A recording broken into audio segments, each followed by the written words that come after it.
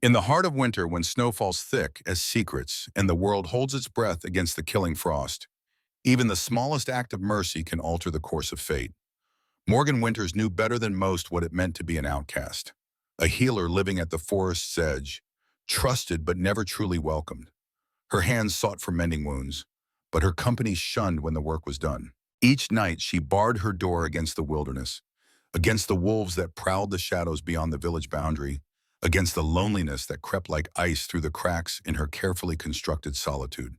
But on the night the blizzard howled with the fury of ancient gods, when a wounded wolf collapsed upon her doorstep, blood staining the pristine snow crimson, Morgan faced a choice that would echo through the seven territories. Turn away and survive, or open her door and risk everything. She did not know then that compassion could be more dangerous than any storm, that the amber eyes watching her from that broken body belonged to Rowan Blackthorn, the Alpha King, whose reputation for strength and justice made even the bravest souls tremble.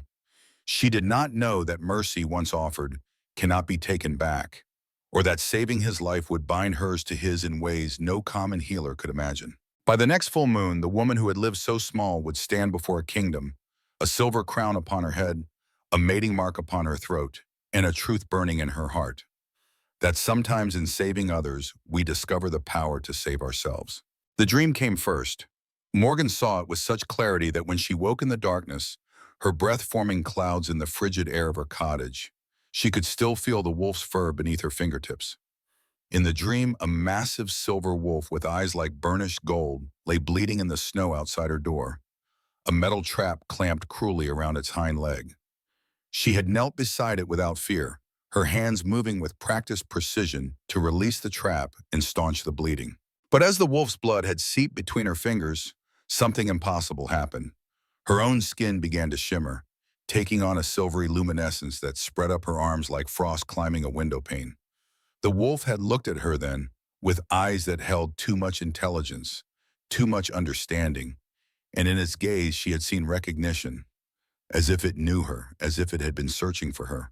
Morgan sat up in bed, pushing tangled chestnut hair from her face. At 27, she had long since stopped dismissing dreams as mere phantoms of sleep. Her grandmother had taught her better. Dreams were messengers, particularly for women like them, women with the healing touch. Still, this one unsettled her more than most. It felt prophetic in a way that made her bones ache. Outside, the wind screamed like a wounded thing, rattling the shutters of her small cottage. The blizzard that had threatened for days had finally descended upon Wolf Haven with merciless force. Shivering, Morgan wrapped her woolen blanket around her shoulders and padded to the hearth, where only embers remained of last night's fire. She added kindling and a split log, coaxing the flames back to life with patient attention. 7 years. 7 years since she had returned from the territorial wars, where she had served as a field medic for the Allied forces. 7 years of living in this cottage at the edge of the forest, healing the villagers who sought her skills, but kept their distance once the wounds were mended or the fevers broken. They called her a witch sometimes, though never to her face. Other times they called her broken, damaged by what she had seen on the battlefields. Morgan preferred the first accusation to the second. A sharp rap at the door startled her from her thoughts. Who would be abroad in such weather, and at this hour? Caution, learned through hard experience, made her reach for the iron poker beside the hearth before approaching the door. "Who's there?" she called, her voice steady despite the unease prickling along her spine. "It's Hawkins, girl. Open up before I become an ice statue on your doorstep." Relief washed through her. Old Man Hawkins was one of the few people in Wolf Haven she considered a friend. A veteran of conflicts long past, he had recognized something in Morgan when she first arrived, something that went beyond their shared military experience. Perhaps it was simply that they both carried ghosts in their eyes. She unbarred the door, wincing as the wind drove snow and ice into the cottage. Hawkins stamped in, looking like a bear in his layers of furs and wool. At 70, his body remained solid and strong, though his once black hair had long since turned to steel gray. Only his eyes betrayed his true age, deep-set and knowing, as if they had witnessed the turning of centuries rather than decades. "What madness brings you out in this?" Morgan asked, helping him remove his snow-crusted outer garments. "Warnings, girl. Warnings that couldn't wait." Hawkins settled into the chair nearest the fire, extending gnarled hands toward the flames. Though his fingers were twisted with arthritis, Morgan had never seen hands move more deftly when it mattered. Whether crafting intricate wooden carvings or, as she had once witnessed, disarming a man with frightening efficiency. "The silver mark on your wrist," he said without preamble. "It's grown brighter, hasn't it?" Morgan's hand instinctively went to her left wrist, where a small birthmark, shaped vaguely like a crescent moon, had adorned her skin since birth. Her grandmother had called it a blessing mark, a sign that Morgan was destined for the healing arts. But over the past weeks, the mark had indeed changed, sometimes appearing to shimmer with an inner light, especially at night. "How did you know?" Hawkins didn't answer directly. Instead, he pulled a small leather pouch from within his shirt and placed it on the table between them. "I've seen the signs before, girl. The red moon that hung in the sky 3 nights past, the wolves growing bolder, coming closer to the village, and now the dreams." Morgan stared at him. "What do you know of my dreams?" A smile creased his weathered face. "Not just yours. Half the sensitives in the 7 territories are dreaming of wolves and blood and silver light. The signs are gathering, Morgan. The cycle turns again." "What cycle?" "Hawkins, you're speaking in riddles. The old stories aren't just stories, girl.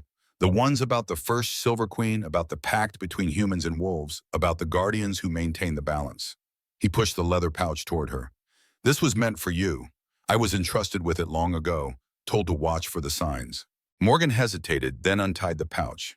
Inside was a pendant on a silver chain, a crescent moon that perfectly matched the mark on her wrist, set with a stone that seemed to capture and reflect the firelight in impossible ways. "What is this?"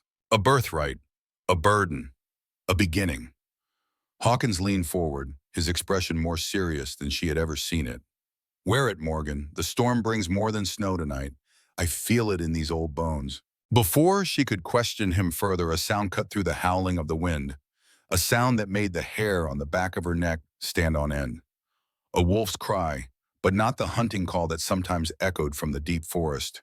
This was a cry of pain, of desperation. And it came from just outside her door. The dream, unfolding in waking reality.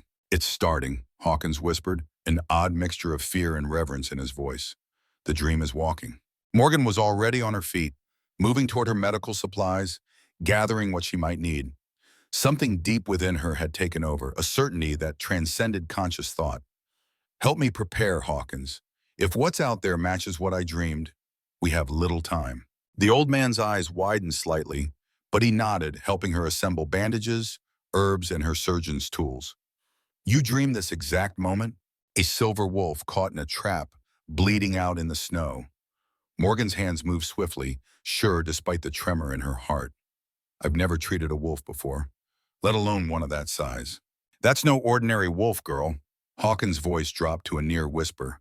"If it's who I suspect, you're about to meet the ruler of the 7 territories, though not in a form most humans ever see him." Morgan's hands stilled momentarily. "The Alpha King? Rowan Blackthorn?" Stories of the Alpha King had reached even isolated Wolfhaven. How he had united the fractious territories after his father's assassination. How he ruled with firm justice, respecting the old ways while bringing progress to his people. Some whispered that he could take the form of a massive wolf, silver as moonlight, but Morgan had dismissed such tales as superstition. Now doubt crept in. "The same." Hawkins moved to the window, peering through a gap in the shutters. "The cry is weaker now. We must hurry." Morgan slung her medical bag over her shoulder and reached for her cloak. The pendant Hawkins had given her caught her eye, still lying on the table. After a moment's hesitation, she slipped it around her neck, feeling a strange warmth spread from the metal as it settled against her skin. "Stay back," she warned Hawkins as she approached the door. "If it is a wolf, injured and frightened, it may lash out." The old man shook his head. "This is your path to walk, Morgan Winters. I've done my part by keeping watch, by recognizing the signs. From here, you must proceed alone." There was something in his tone, a finality that suggested he had fulfilled a long-held duty. Before she could question him, another cry came from outside, fainter than before. Morgan threw open the door, gasping as the full force of the storm struck her. Snow swirled in blinding sheets, the wind cutting through her cloak like a knife. For a moment, she saw nothing but white chaos. Then, as her eyes adjusted, she made out a dark shape collapse near the bottom of her porch steps, already half buried in drifting snow. Just as in her dream, a massive wolf lay in the snow, its silver-gray coat matted with blood, that looked black in the dim light spilling from her doorway. One of its back legs was twisted at an unnatural angle, and something metal glinted against its flank. A trap, its vicious teeth still embedded in the creature's flesh. The wolf's amber eyes fixed on Morgan, pain and intelligence burning with equal measure in their depths. It made no move to attack, no sound beyond the shallow rasp of its labored breathing. Every instinct screamed at her to slam the door, to bar it tightly and pray the beast died before finding the strength to break through. But the pendant at her throat pulsed with warmth, and something in those eyes held her transfixed. A silent plea that transcended the ancient divide between human and wolf. "I'm going to help you," she whispered, moving slowly down the steps into the knee-deep snow. The wolf watched her approach, its massive body tense but making no move to flee or attack. As Morgan knelt beside it, she was struck by its sheer size. Even lying down, its shoulder came nearly to her waist.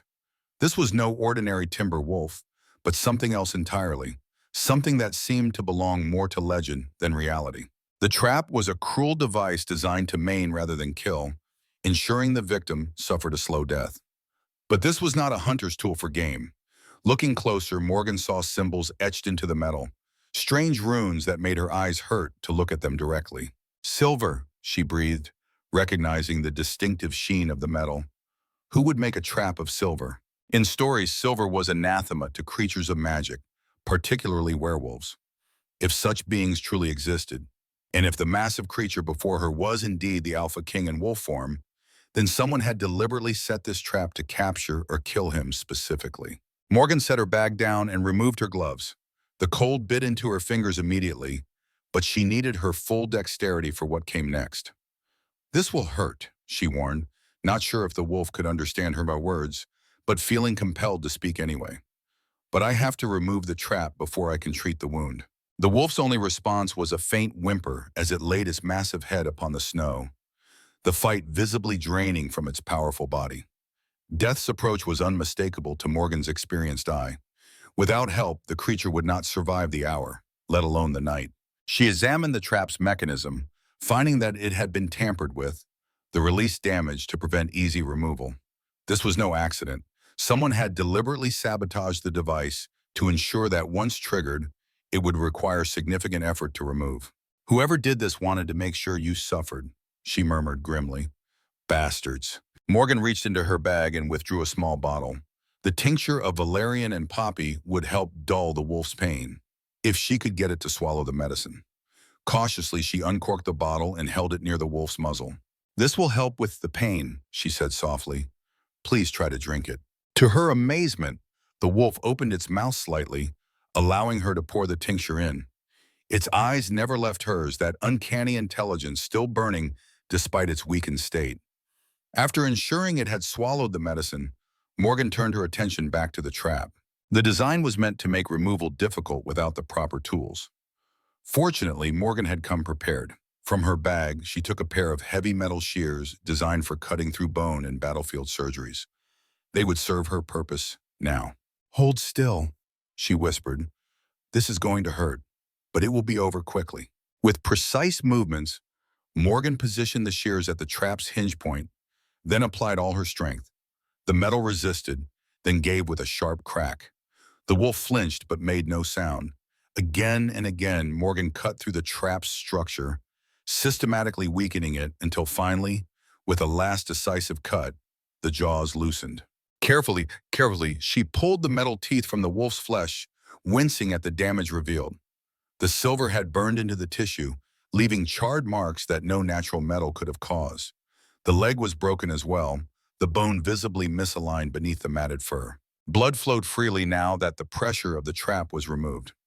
Morgan worked swiftly, applying a poultice of yarrow and comfrey to staunch the bleeding, then binding the wound with clean bandages from her kit. The broken leg would require more complicated treatment, but first she needed to get the wolf out of the storm. "I need to move you inside," she told the creature, meeting those intelligent amber eyes. "I can't treat you properly out here, and you'll die of exposure if we stay much longer." As if understanding her words, the wolf attempted to rise, only to collapse again with a pained whine. Morgan bit her lip, considering. The animal was far too large for her to carry alone, and even if Hawkins helped, the movement might worsen the injuries. She glanced back at her cottage, judging the distance. Wait here, I need to prepare a place for you. Morgan rushed back into the cottage, where Hawkins stood by the fire, his expression grave. The trap, he asked? Silver with strange markings, deliberately sabotaged to prevent easy removal. Morgan moved quickly, clearing a space near the hearth and laying down several thick blankets. He can't walk. We'll need to carry him. Hawkins nodded, his lined face settling into determined lines. I may be old, girl, but I've still got some strength in these arms. Together, they returned to the wounded wolf. Morgan knelt beside its head, stroking the thick fur gently. We're going to lift you now. It will hurt, but we need to get you inside. The wolf's eyes fluttered, the medicine beginning to take effect. It gave a faint nod that was so human-like that Morgan felt a shiver run through her. With Hawkins taking the front and Morgan supporting the hindquarters, carefully avoiding the injured leg, they managed to lift the massive animal. The wolf weighed more than Morgan had anticipated, solid muscle beneath the thick coat. They staggered through the snow, the wind howling around them until finally they reached the cottage door.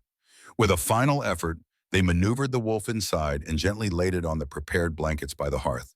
In the warm light of the fire, Morgan could better assess the damage.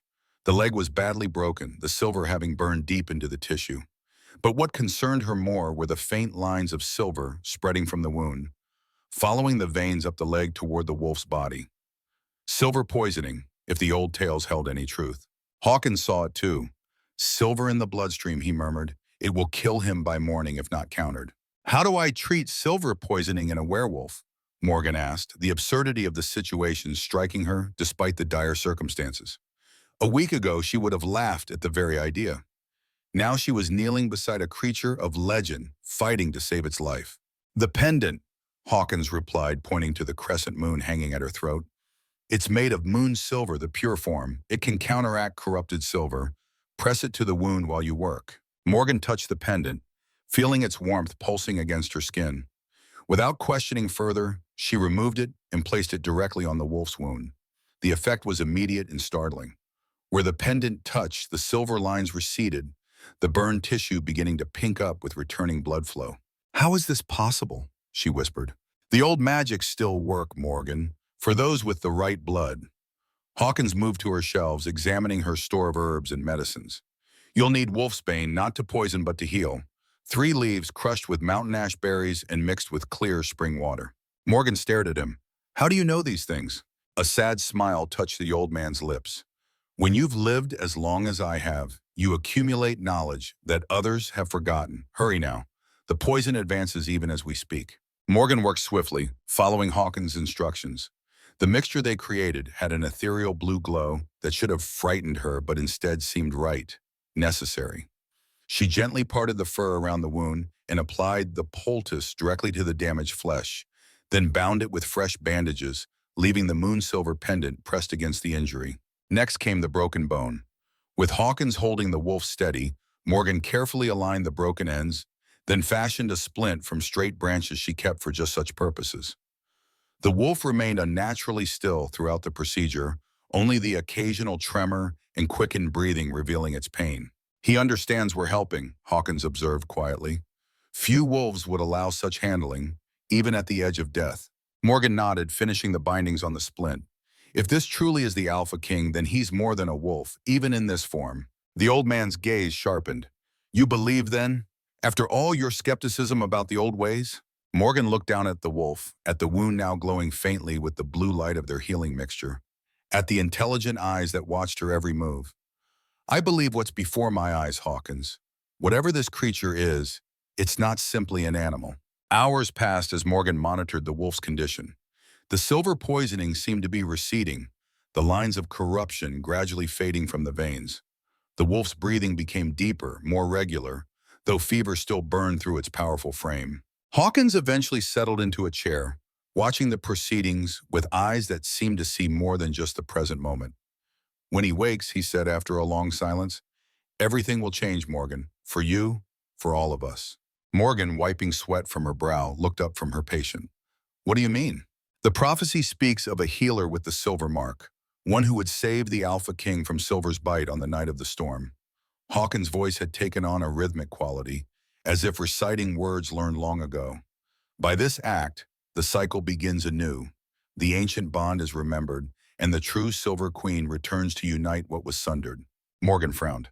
I've never heard such a prophecy. Few now living have. Hawkins leaned forward, his eyes reflecting the firelight. 300 years ago, the first Silver Queen united the warring packs, establishing peace through a bond with the first Alpha King. Together they created the Seven Territories, a place where shifters and humans could coexist.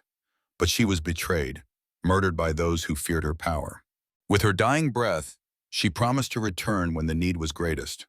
Her spirit would be reborn in one who bore her mark, and this one would save the Alpha King from certain death, thus beginning the cycle anew.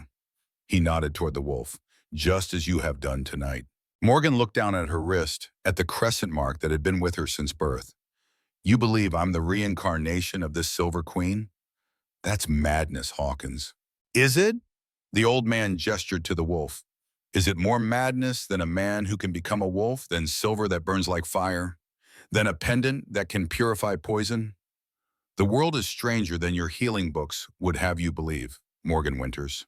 Before she could respond, the wolf stirred, a low growl rumbling from its chest. Its eyes opened fully, the amber now rimmed with red from fever and pain, but fully alert.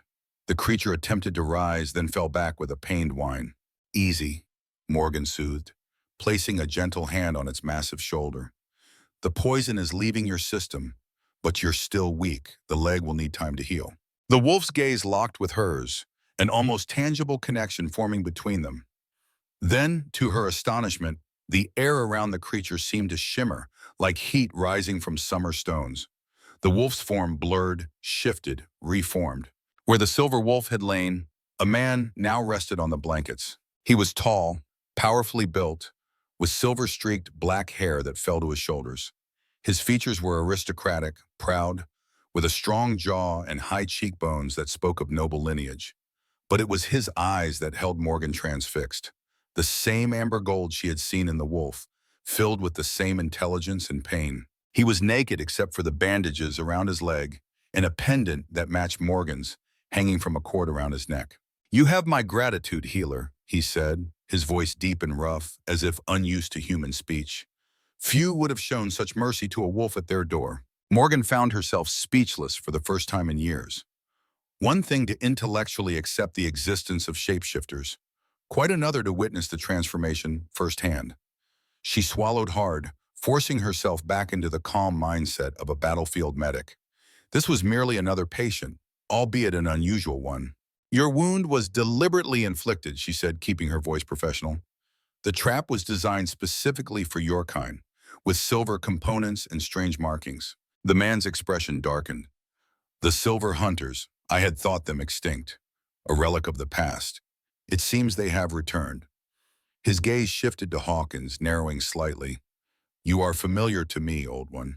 Hawkins inclined his head in a gesture that was almost a bow.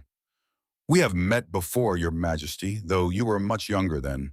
I served on your father's council many years ago. Gareth Hawkins, the man said slowly, recognition dawning. The keeper of histories. My father mourned when you disappeared after the third uprising. I did not disappear, Majesty. I merely relocated to watch over certain interests. Hawkins' gaze flickered to Morgan. To await certain events. The man who must be Rowan Blackthorne, Alpha King of the Seven Territories, followed Hawkins' gaze to Morgan. His eyes widened almost imperceptibly as he noted the pendant around her neck, identical to his own. The mark, he said softly, his gaze dropping to Morgan's wrist. Show me. Hesitantly, Morgan extended her left arm, turning it to reveal the crescent birthmark. Rowan reached out, his fingers hovering just above her skin without touching. The silver mark, just as in the prophecy. His eyes lifted to hers, searching. What is your name, healer?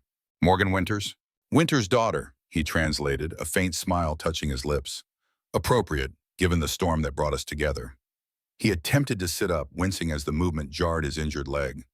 I must return to the palace. My absence will have been noted, and in these troubled times, any weakness invites challenge. You're not going anywhere, Morgan said firmly, falling back on the authoritative tone she had used with stubborn soldiers who wanted to return to battle before their wounds had healed. The silver poisoning is still in your system, and that leg needs time to mend. Shapeshifter or not, your body needs rest. Surprise flashed across Rowan's face, followed by something like amusement. Few speak to me with such directness, Morgan Winters. I speak to all my patients the same way, Your Majesty. Healing doesn't respect titles. A genuine laugh escaped him, though it ended in a grimace of pain. Indeed it doesn't. Very well, healer. I yield to your expertise, at least until morning. But then I must return, with or without your approval. My sister commands in my absence. But there are those in the court who would use any opportunity to undermine our rule. Morgan nodded, satisfied that he would stay put for now. I need to prepare more medicine for the night. The fever may worsen before it breaks. She rose to her feet, suddenly aware of the man's nudity, despite the blankets partially covering him. Hawkins, perhaps you could find something for His Majesty to wear? The old man nodded, disappearing into Morgan's small bedroom and returning with a simple linen shirt and trousers. These belonged to my late husband, Morgan explained. They should serve until your own clothing can be obtained. A shadow passed over Rowan's face. Your husband. I am sorry for your loss. Morgan's expression remained neutral, though the familiar ache in her chest made itself known. It was during the territorial wars, 5 years ago now. Oh. You served as well? Field medic with the Northern Alliance, I saw too many good men and women die in that conflict.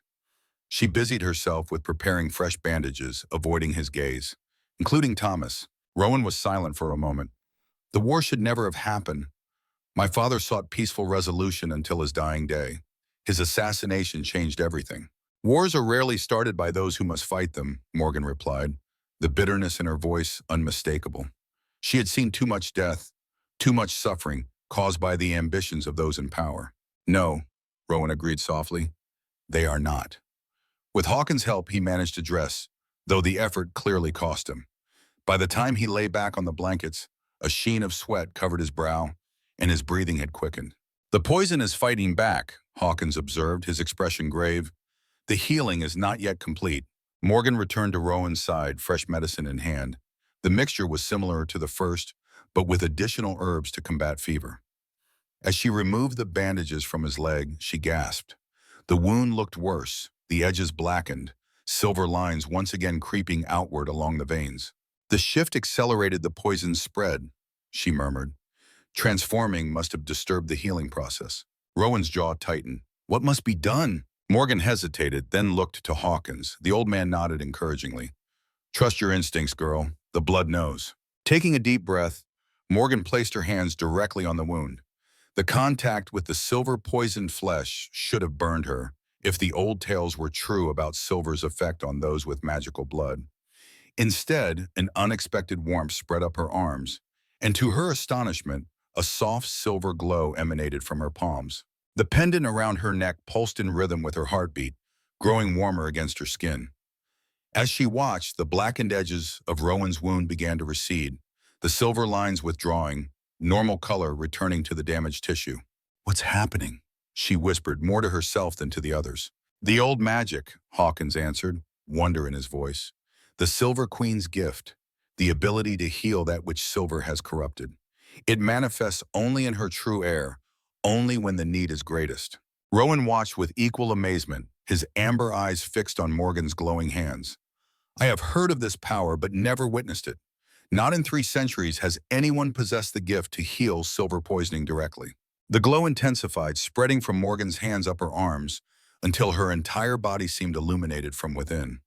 The sensation was strange but not unpleasant, a humming energy that made her feel more alive, more present than she had ever been. Images flashed through her mind, too quick to grasp fully, a woman with silver-white hair standing before a gathering of wolves. Blood on snow, a crown of twisted silver branches, a battle beneath a red moon. Memories, but not her own. Echoes from another life, another time. When the light finally faded, Morgan swayed, suddenly exhausted.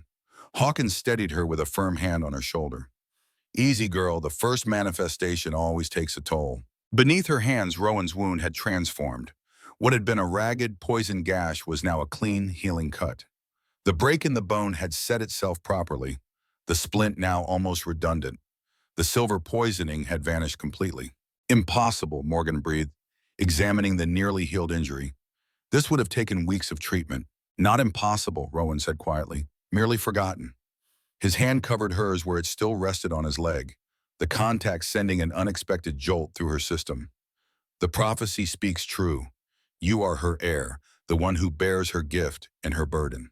Morgan pulled her hand away, suddenly uncomfortable with the implications. I'm a healer, nothing more. Whatever just happened, it doesn't make me the reincarnation of some legendary queen. Perhaps not, Hawkins interjected. But it makes you important, girl. Important enough that others will seek you out once word spreads. Some to follow, some to destroy. Rowan pushed himself to a sitting position, testing his injured leg cautiously. The pain seemed greatly diminished, his movements much more fluid than should have been possible. Hawkins speaks truth. The silver hunters who set that trap for me will not stop their pursuit. And when they learn of you, of what you can do, you will become their primary target. Why? Morgan demanded, frustration overriding her usual composure. What possible threat could I pose to anyone? The prophecy, Hawkins said simply. When the Silver Queen returns, the old balance will be restored. Those who have profited from chaos and division these past centuries will lose their power. Rowan nodded grimly. The 7 territories exist in an uneasy peace, Morgan Winters. My father worked his entire life to maintain that peace, to honor the covenant established by the first Alpha King and the Silver Queen. For his efforts, he was assassinated by those who preferred discord to harmony. He rose fully to his feet, favoring his injured leg only slightly. Standing, he was even more imposing, his presence filling the small cottage. I cannot leave you unprotected. Knowing what I now know, the Silver Hunters will have agents in this village, watching, waiting. They set their trap for me in these woods for a reason. I've survived on my own for 7 years, Morgan protested. I don't need protection. You haven't been marked as the heir to the Silver Queen for 7 years, Hawkins countered. Tonight changed everything. That display of power will have been felt by those sensitive to such things. They will come. Rowan's expression was grave. I offer you sanctuary at the royal palace, not as a prisoner, but as an honored guest. There we can explore what this awakening means, and you will be protected from those who would harm you. Morgan looked around the cottage that had been her home and sanctuary. Small as it was, it represented everything she had rebuilt after the war, after losing Thomas. The thought of leaving it behind made her chest tighten. Yet the rational part of her mind recognized the truth in Rowan's words. If what had happened tonight meant she was now a target, staying would only endanger herself and possibly the villagers. When would we leave? At first light, Rowan answered. My guards will be searching for me by now. They will have tracked me to the forest's edge before losing my trail in the storm. By morning, they will have widened their search to include this area. Hawkins moved to the window, peering out into the darkness. The storm is beginning to abate. By dawn, the paths will be passable. Morgan nodded slowly. Very well. Until morning, you should rest, Your Majesty. Whatever healing occurred, your body has been through a significant trauma. A faint smile touched Rowan's lips. Ever the healer, as you wish, Morgan Winters. He settled back onto the blankets by the hearth, though he remained sitting, his posture alert despite his obvious fatigue. Morgan turned to Hawkins, who had been watching the exchange with knowing eyes. You knew this would happen. All of it. The old man shrugged. I knew possibilities, girl. The future is never certain, only guided by the choices we make. He touched the pendant around his own neck, identical to those worn by Morgan and Rowan. 300 years ago, I stood witness to the first pact between human and shifter. I have waited a long time for the cycle to begin anew. Morgan stared at him, truly seeing him for perhaps the first time. 300 years? How is that possible? The Silver Queen's final gift to her most loyal servant, Hawkins said simply. A burden and a blessing. I was to watch, to wait, to guide when the time came. He smiled sadly. I have lived too long, Morgan. Once my task is complete, I will finally be permitted to rest. The implications were staggering. If Hawkins had truly lived for 3 centuries, if the legends he spoke of were historical fact rather than myth, then everything Morgan had believed about the world was only a fraction of reality. Why me? She whispered. Of all people, why was I chosen? Rowan's voice answered from behind her. The old magic chooses its vessels carefully, Morgan Winters. It seeks those with the strength to bear its burdens, the compassion to use its gifts wisely, and the courage to face what must be faced. Morgan turned to find his amber eyes studying her with an intensity that made her skin warm. I've seen your strength tonight. your compassion in saving an enemy at your door. As for courage, his gaze softened slightly. We shall see what tomorrow brings. As dawn broke over the snow-covered landscape, Morgan stood at her cottage door for what might be the last time. She had packed sparingly, taking only what could fit in a single bag: medicines, a change of clothing, her husband's dog tags, and the journal in which she had recorded her healing knowledge over the years. The storm had passed, leaving behind a transformed world. Snow lay thick upon the ground, smoothing the rough edges of the forest and village into gentle curves of pristine white. The sky had cleared to a crystalline blue, the rising sun casting long shadows across the unblemished expanse. Rowan stood beside her, fully dressed in the borrowed clothing, his injured leg bearing his weight with only the slightest hesitation. Overnight, his body had continued its remarkable healing, the wound now little more than a pink scar. He had fashioned a walking stick from a piece of firewood, though Morgan suspected it was more for appearance than actual need. "Your guards approach," he said quietly, his heightened senses detecting what Morgan could not yet perceive. 6 riders, coming from the east. Hawkins joined them at the door, his aged face solemn in the morning light. "Remember what I told you, girl. Trust the blood, trust the bond, but verify all else. The royal court is a nest of vipers wearing silken smiles." Morgan nodded, touching the pendant that now seemed a permanent part of her. "Will you come with us, Hawkins?" The old man shook his head. "My path lies elsewhere for now. There are others who must be gathered, preparations to be made." He placed a gnarled hand on her shoulder. "We will meet again, Morgan Winters, when the first red moon rises." "The first of 7, Rowan murmured, his expression grave. "The prophecy advances." Before Morgan could question this new piece of information, the sound of approaching horses reached her ears. Moments later, 6 riders in the royal colors of black and silver crested the hill that led to her cottage. At their head rode a woman whose resemblance to Rowan was unmistakable, though her hair was pure black without the silver streaks of her brother's. Lady Eleonora, Hawkins identified quietly, the Alpha King's sister and commander of his personal guard, a formidable warrior and a loyal ally. The riders halted a respectful distance from the cottage, but Eleonora dismounted immediately, her movements fluid and graceful despite the heavy sword at her hip. She approached with measured steps, her dark eyes assessing Morgan briefly before focusing entirely on Rowan. "Brother," she said, relief evident beneath her controlled exterior. "When you failed to return from your patrol, we feared the worst." "Your fears were nearly realized, sister," Rowan replied. "Had it not been for Healer Winters here, the Silver Hunters would have claimed their prize." Eleanor's gaze snapped to Morgan, reassessing with new intensity. "Silver Hunters? They were a myth, a story to frighten cubs."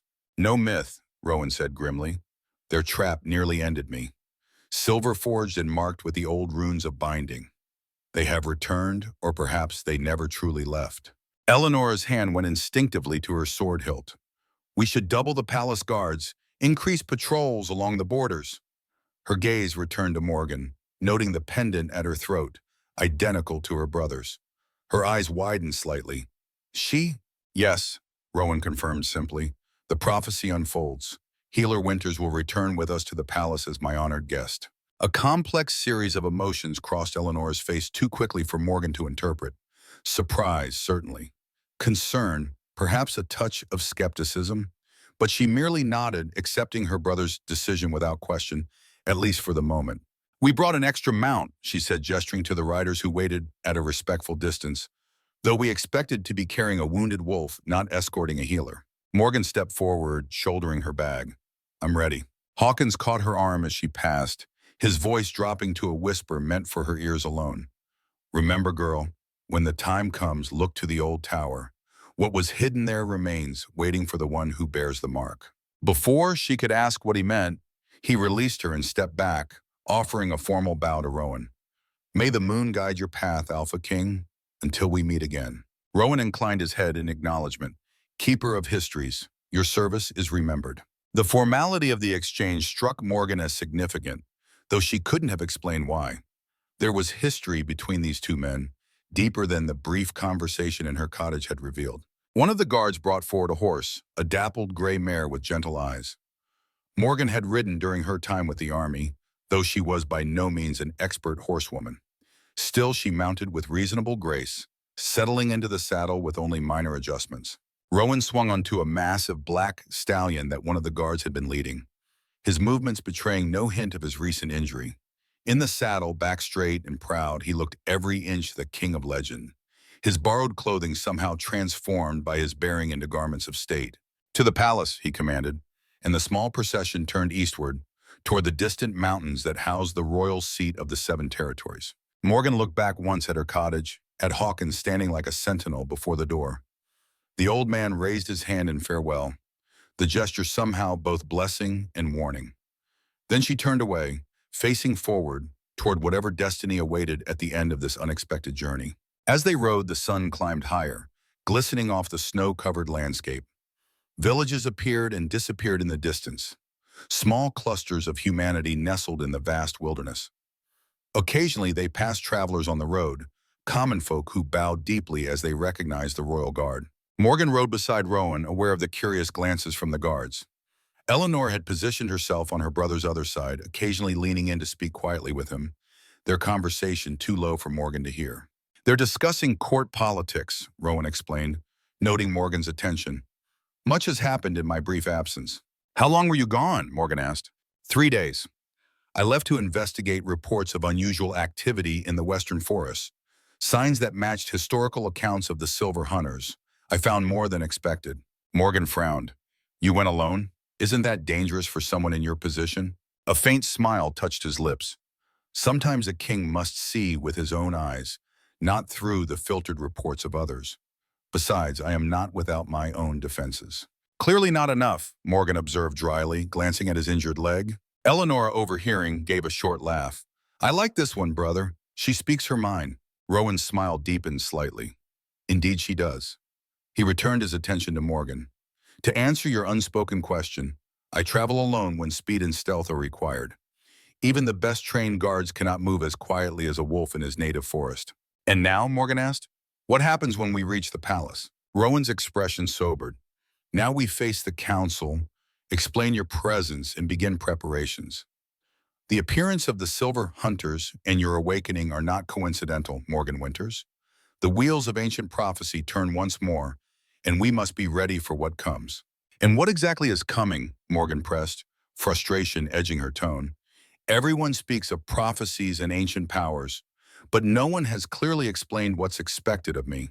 Eleanor exchanged a glance with her brother. "She doesn't know?" "She knows what Hawkins told her, which I suspect was deliberately incomplete." Rowan studied Morgan with those penetrating amber eyes. "The full prophecy is known to few outside the royal line. It speaks of 7 red moons, 7 trials, and a choice that will determine the fate of all who dwell in the 7 territories. The Silver Queen must face each trial, gaining power with each success," Eleanor continued. "On the night of the 7th moon, she must make a choice between 2 paths, 2 possible futures.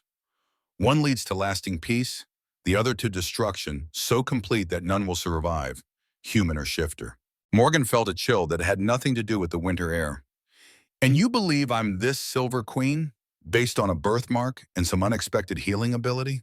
"Based on the mark, the power, the timing, and Hawkins' recognition," Rowan corrected gently.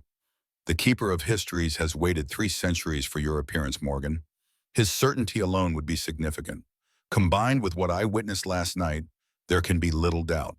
Morgan fell silent, trying to absorb the enormity of what she was being told. She was a simple healer, a survivor of war who had sought peace in solitude. Now she was being cast in the role of some legendary figure upon whom the fate of nations apparently depended. It was absurd, impossible. And yet, the memory of that silver light flowing from her hands, the ancient images that had flooded her mind, the inexplicable connection she had felt to Rowan from the moment she saw him in wolf form, these things could not be easily dismissed. "What was she like?" Morgan asked suddenly. "The first Silver Queen." Something softened in Rowan's expression. "According to the histories, she was a healer like you, discovered by the first Alpha King when she saved him from a mortal wound.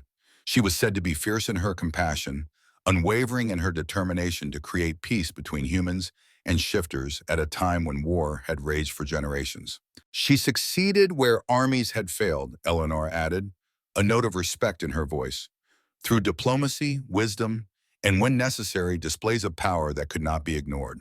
She united the fractious territories under a single banner, creating the covenant that has maintained relative peace for 3 centuries.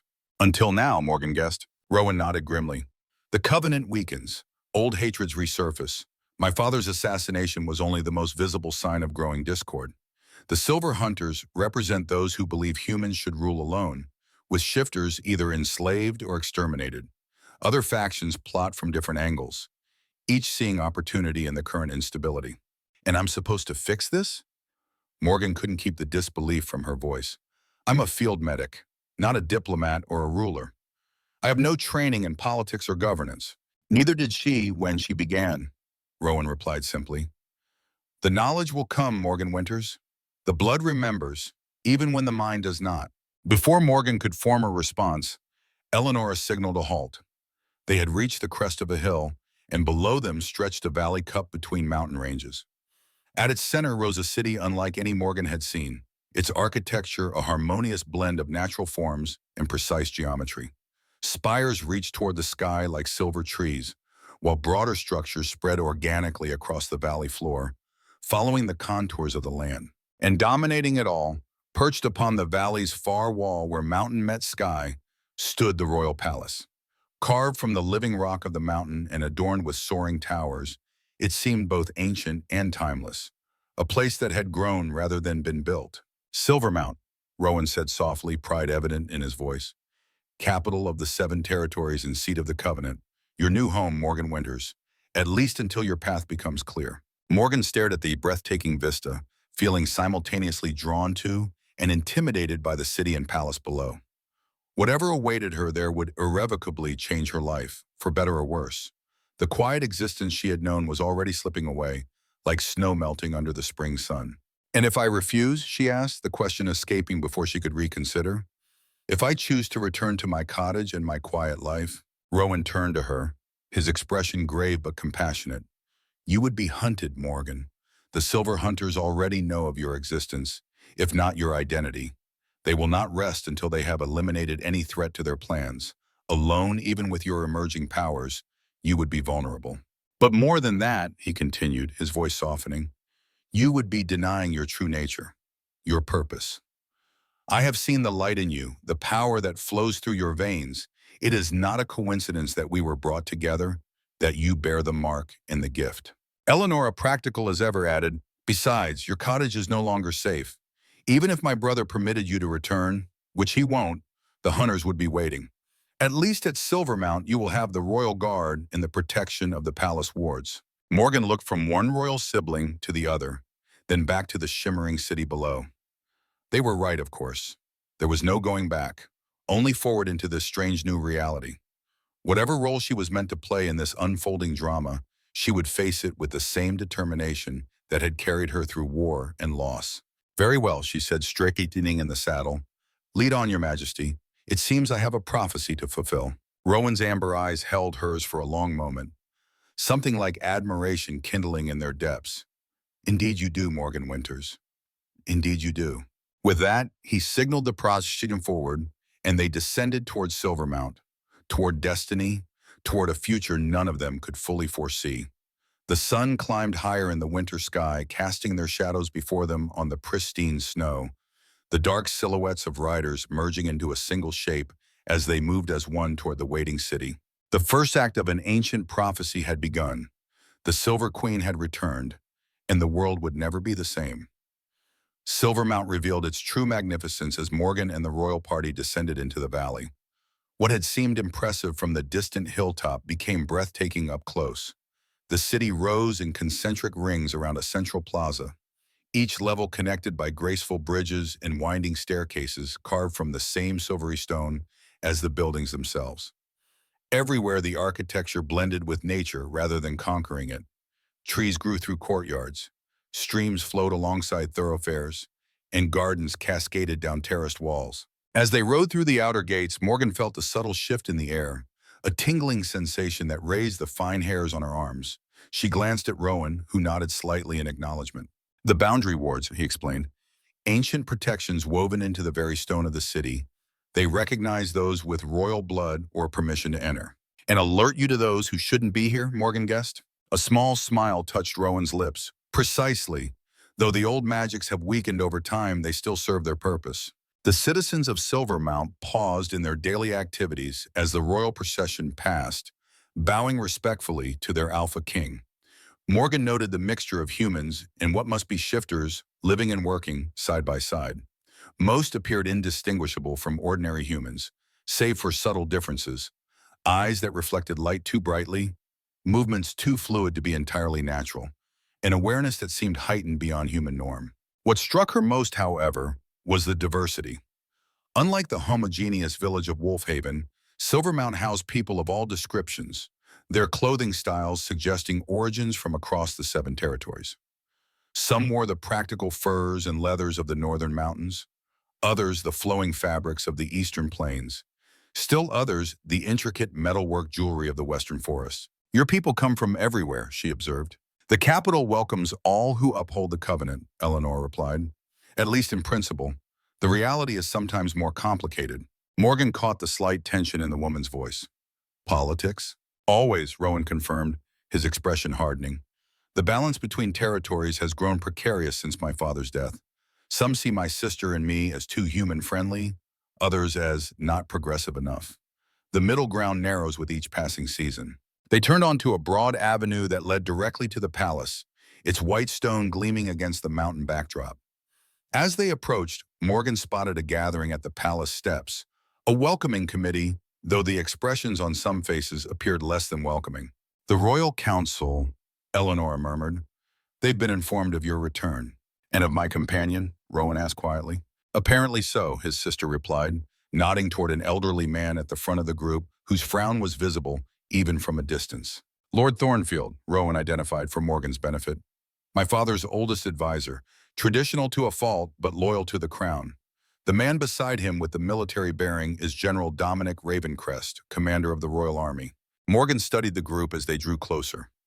8 people stood on the steps, all richly dressed, all watching with varying degrees of curiosity and suspicion. Her years as a field medic had taught her to read people quickly, assess potential threats and allies. The skills served her well now as she cataloged details. The way Thornfield's hand rested too casually on his ornate cane, how Ravencrest's posture remained rigid even in repose, the calculated neutrality in the expressions of the others. These were powerful people accustomed to wielding influence, and they were wary of change. As the procession halted before the steps, a hush fell over the gathering. Rowan dismounted first, then moved to assist Morgan, though she managed on her own with practiced ease. The pendant at her throat seemed to grow warmer as her feet touched the stone of the palace grounds. Welcome home, Your Majesty, Lord Thornfield said, stepping forward with a deep bow that belied his advanced age. He was tall and lean, his silver hair swept back from a high forehead, his face deeply lined, but his blue eyes sharp with intelligence. We were concerned when you failed to return on schedule. As you can see, Lord Thornfield, my concerns about unusual activity in the Western Forest were well-founded. Rowan's voice shifted subtly, taking on a formal cadence that Morgan hadn't heard before. The Alpha King addressing his council, not the wounded man she had treated in her cottage. Indeed? Thornfield's gaze slid to Morgan, assessing her with the cool detachment of a collector examining a new specimen. And who might this be?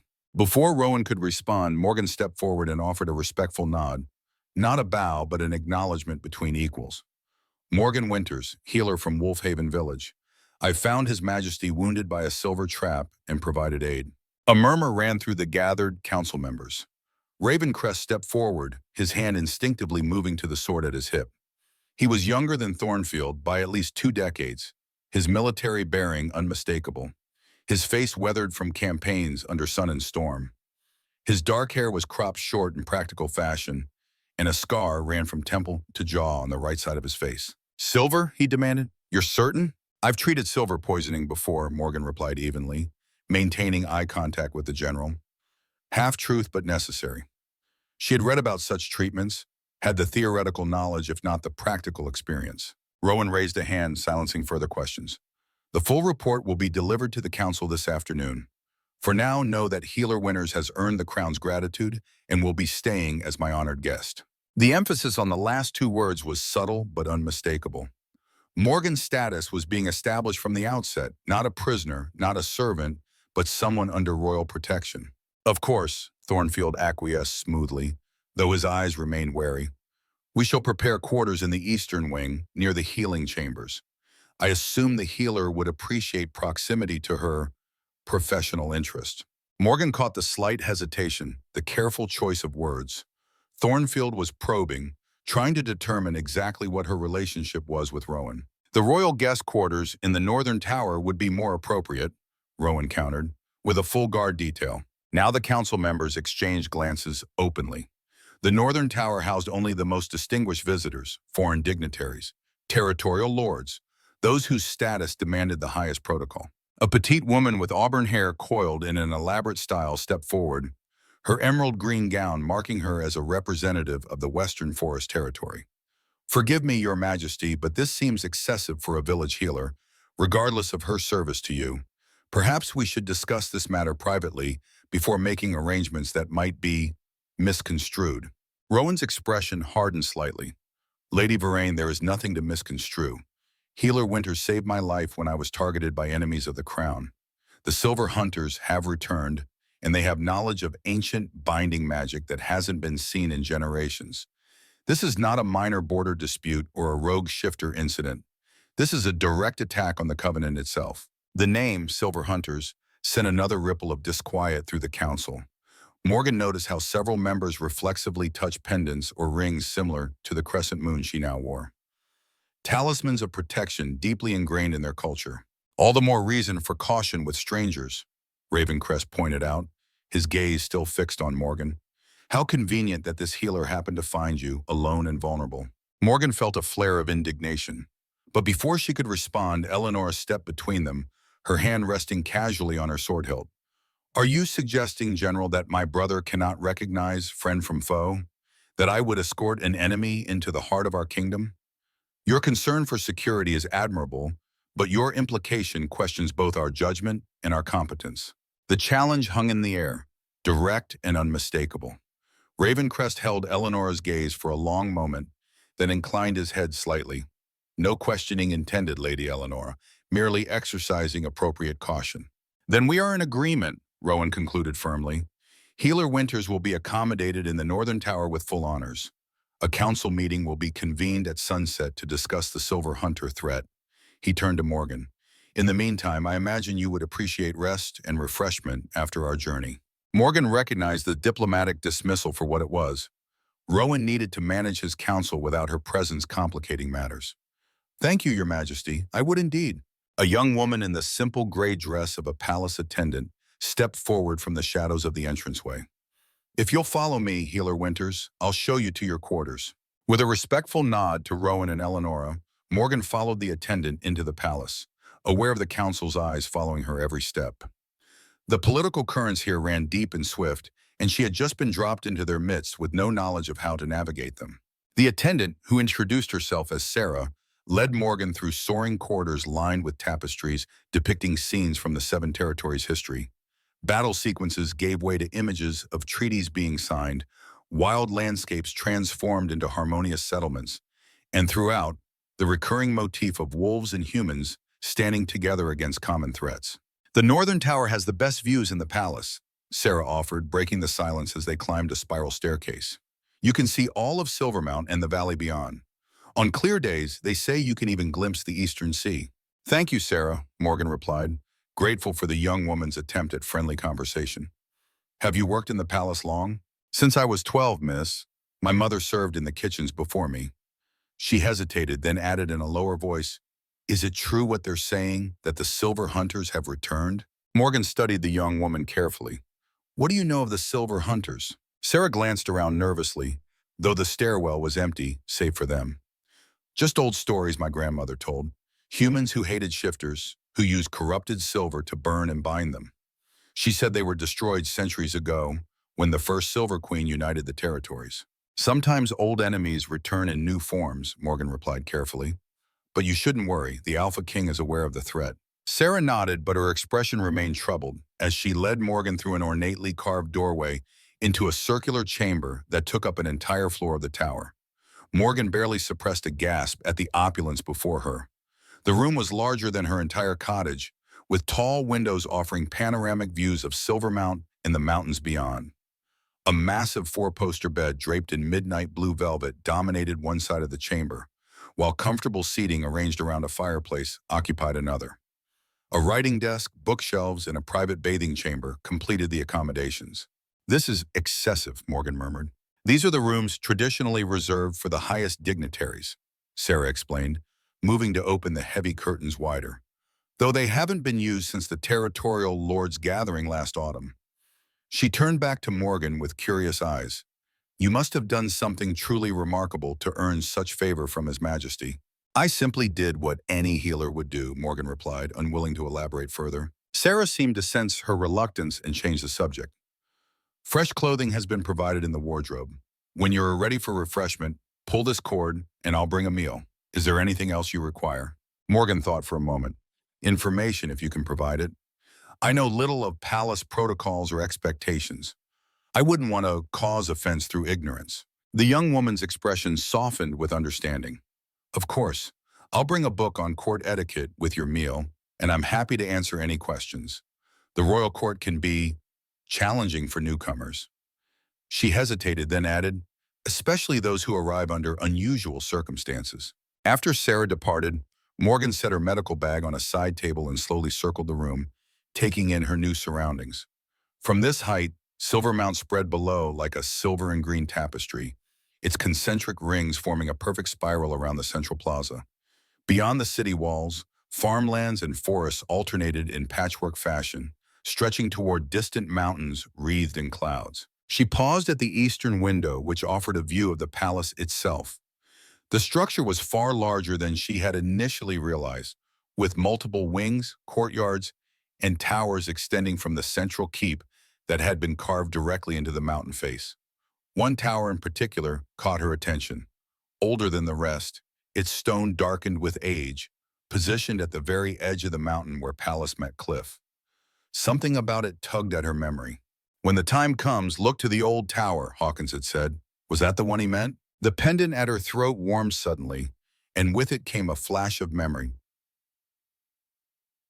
Not her own, but one of those glimpses that had surfaced during her healing of Rowan. A woman with silver white hair standing at a window in that same dark tower, looking out at a red moon rising over the valley.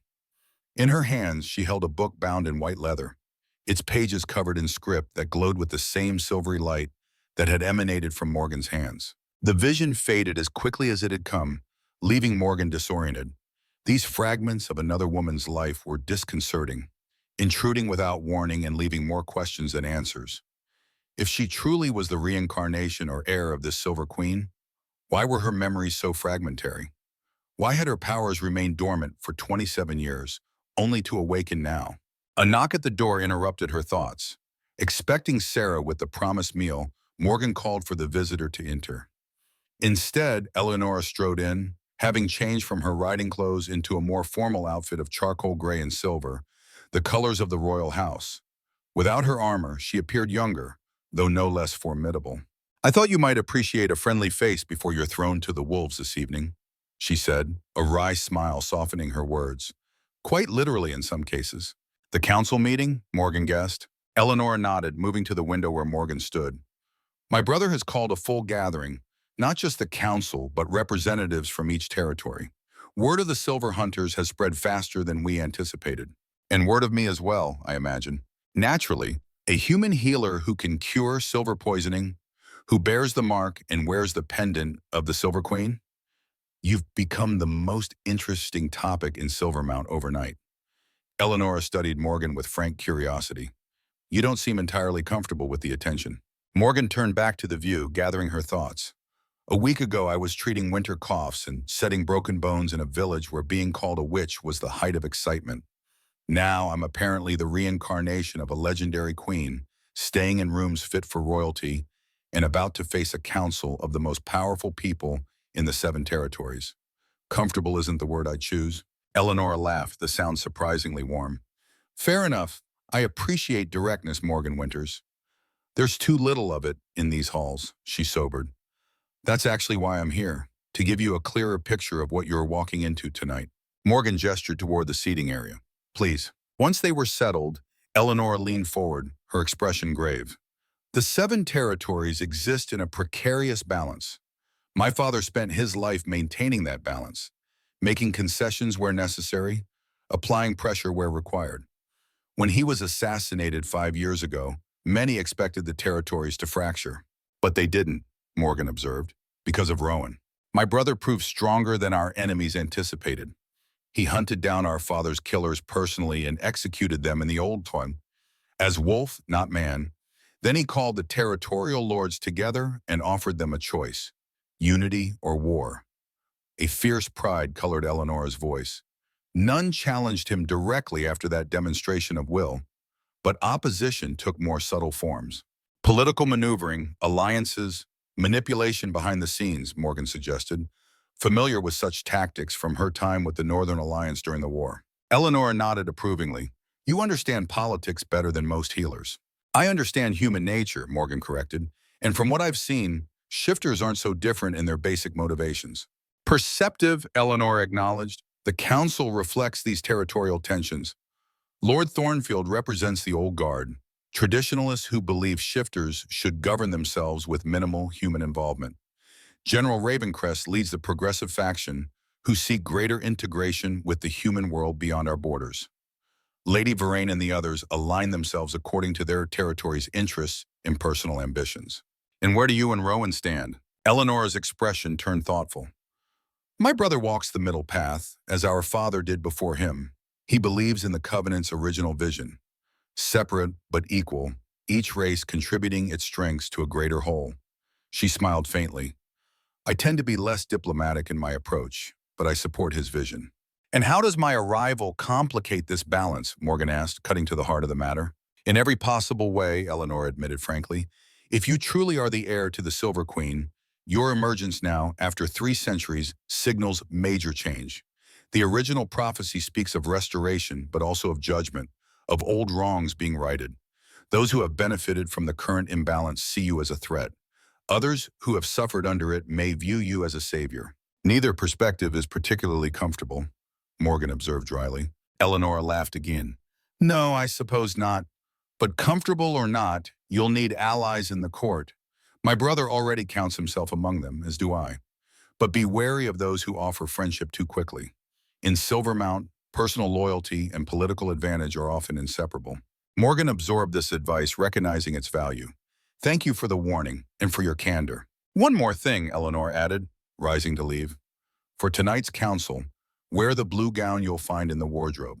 It belonged to our mother and carries subtle signifiers of royal approval that the court will recognize. After Eleanor departed, Sarah arrived with a meal and the promised book on court etiquette.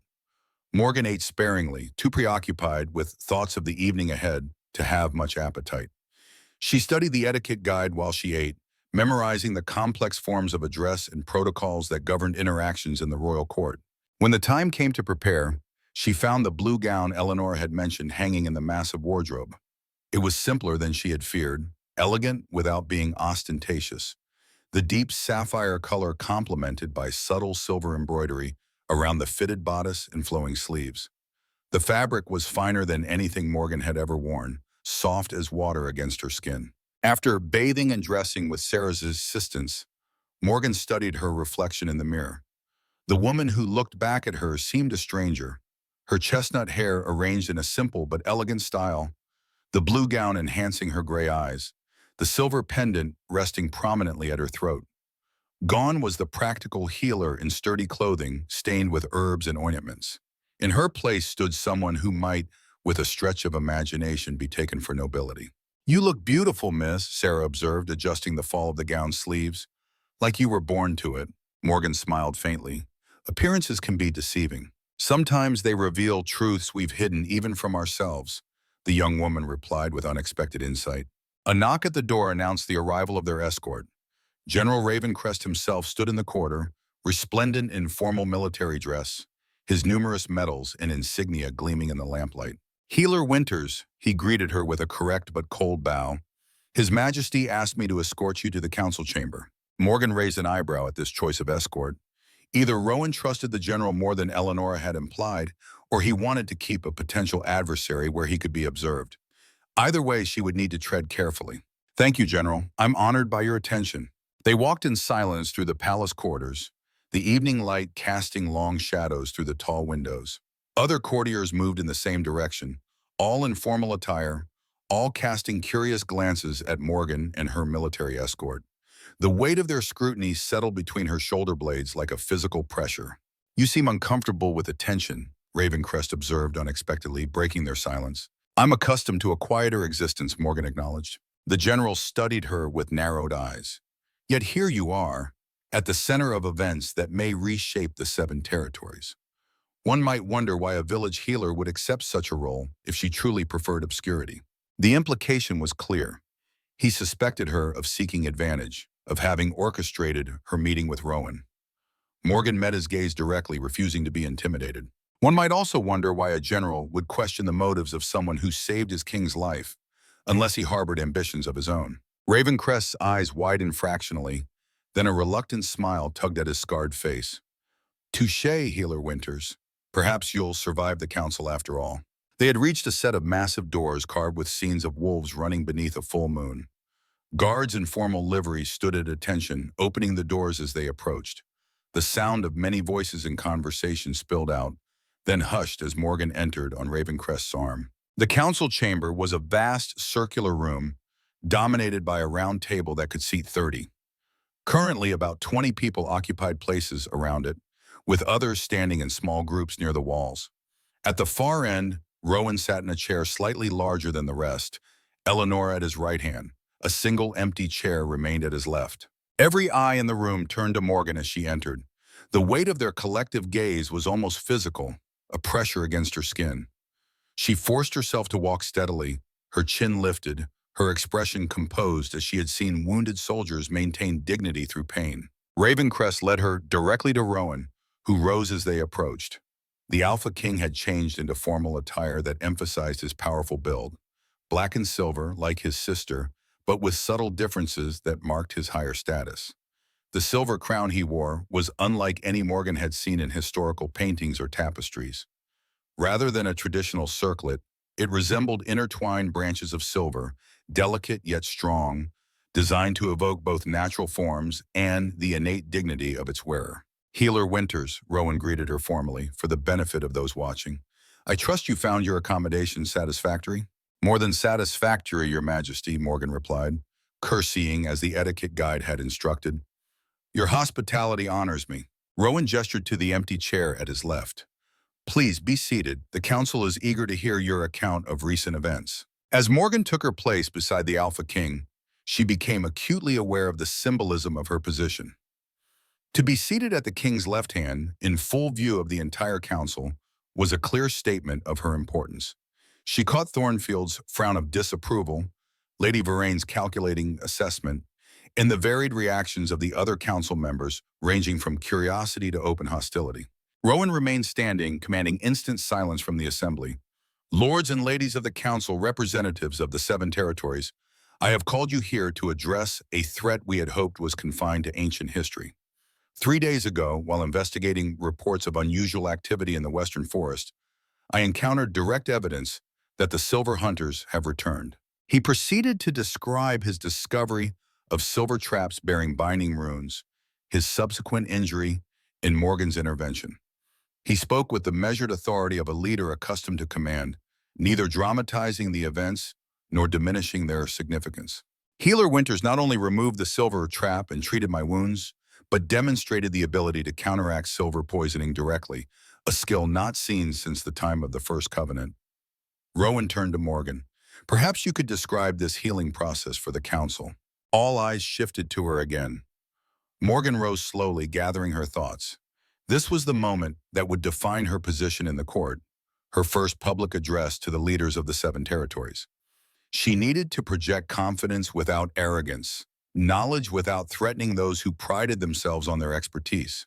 The trap was designed specifically to capture shifters, she began, her voice steady and clear. The silver had been treated with binding agents that accelerated its toxic effects. When I first examined His Majesty, the poison had already entered his bloodstream and was spreading rapidly. She described the treatment process in medical terms, emphasizing her knowledge of herbal remedies and traditional healing practices.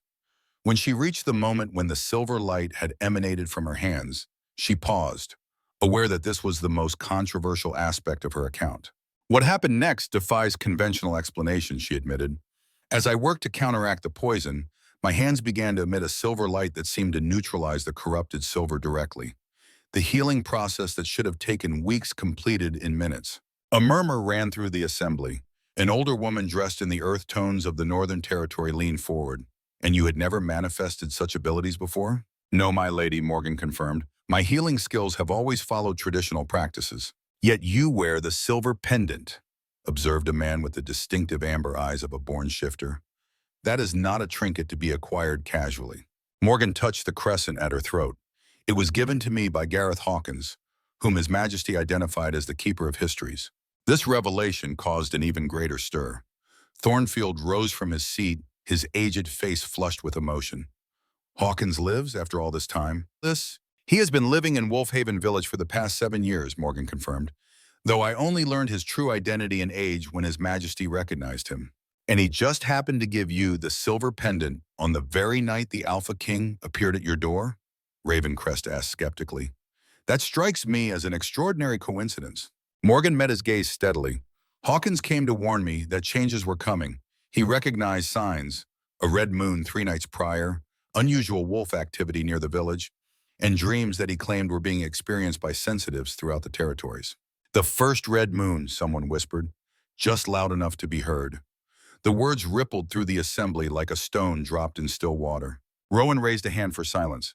For those unfamiliar with the full prophecy, it speaks of 7 red moons that will herald the return of the Silver Queen and a time of testing for the Covenant.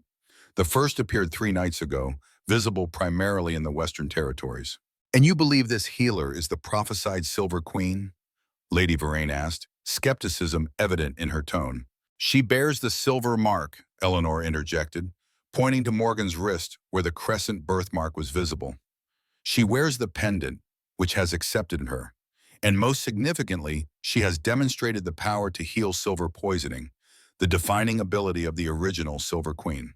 Forgive me, Your Highness, Thornfield said, his voice carrying the weight of long service to the crown. But these signs, while suggestive, are not conclusive.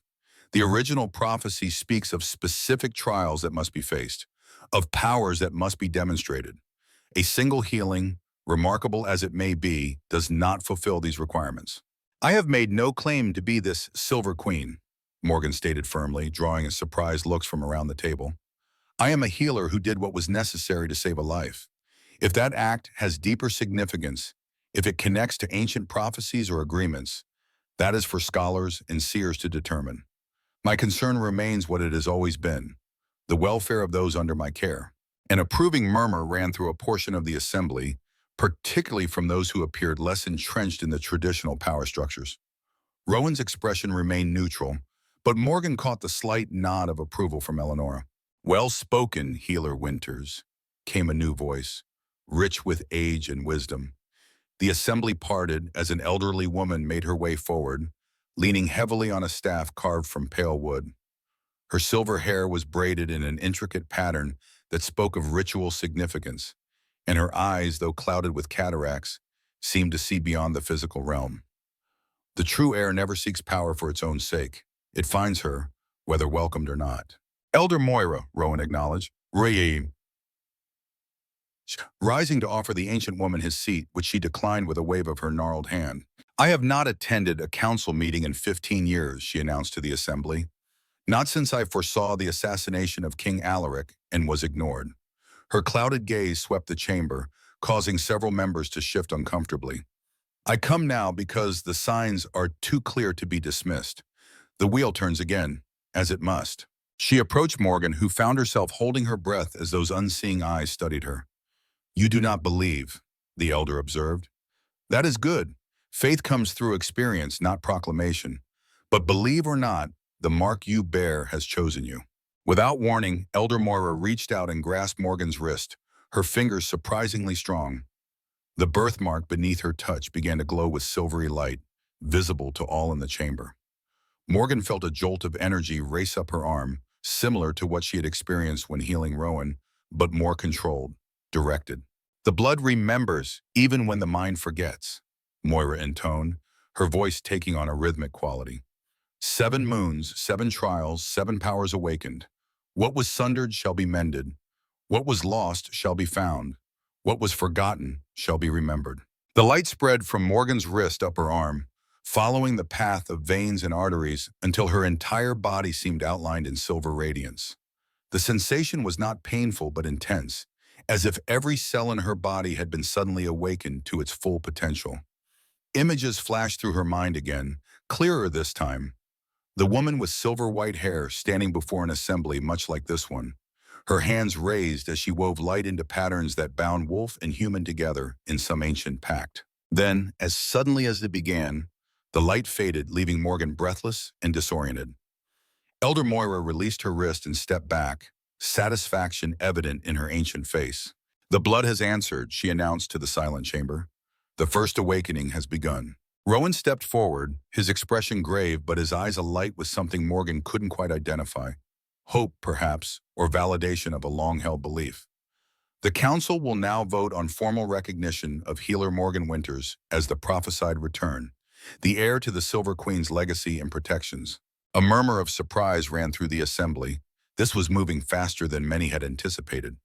Thornfield raised a hand in objection.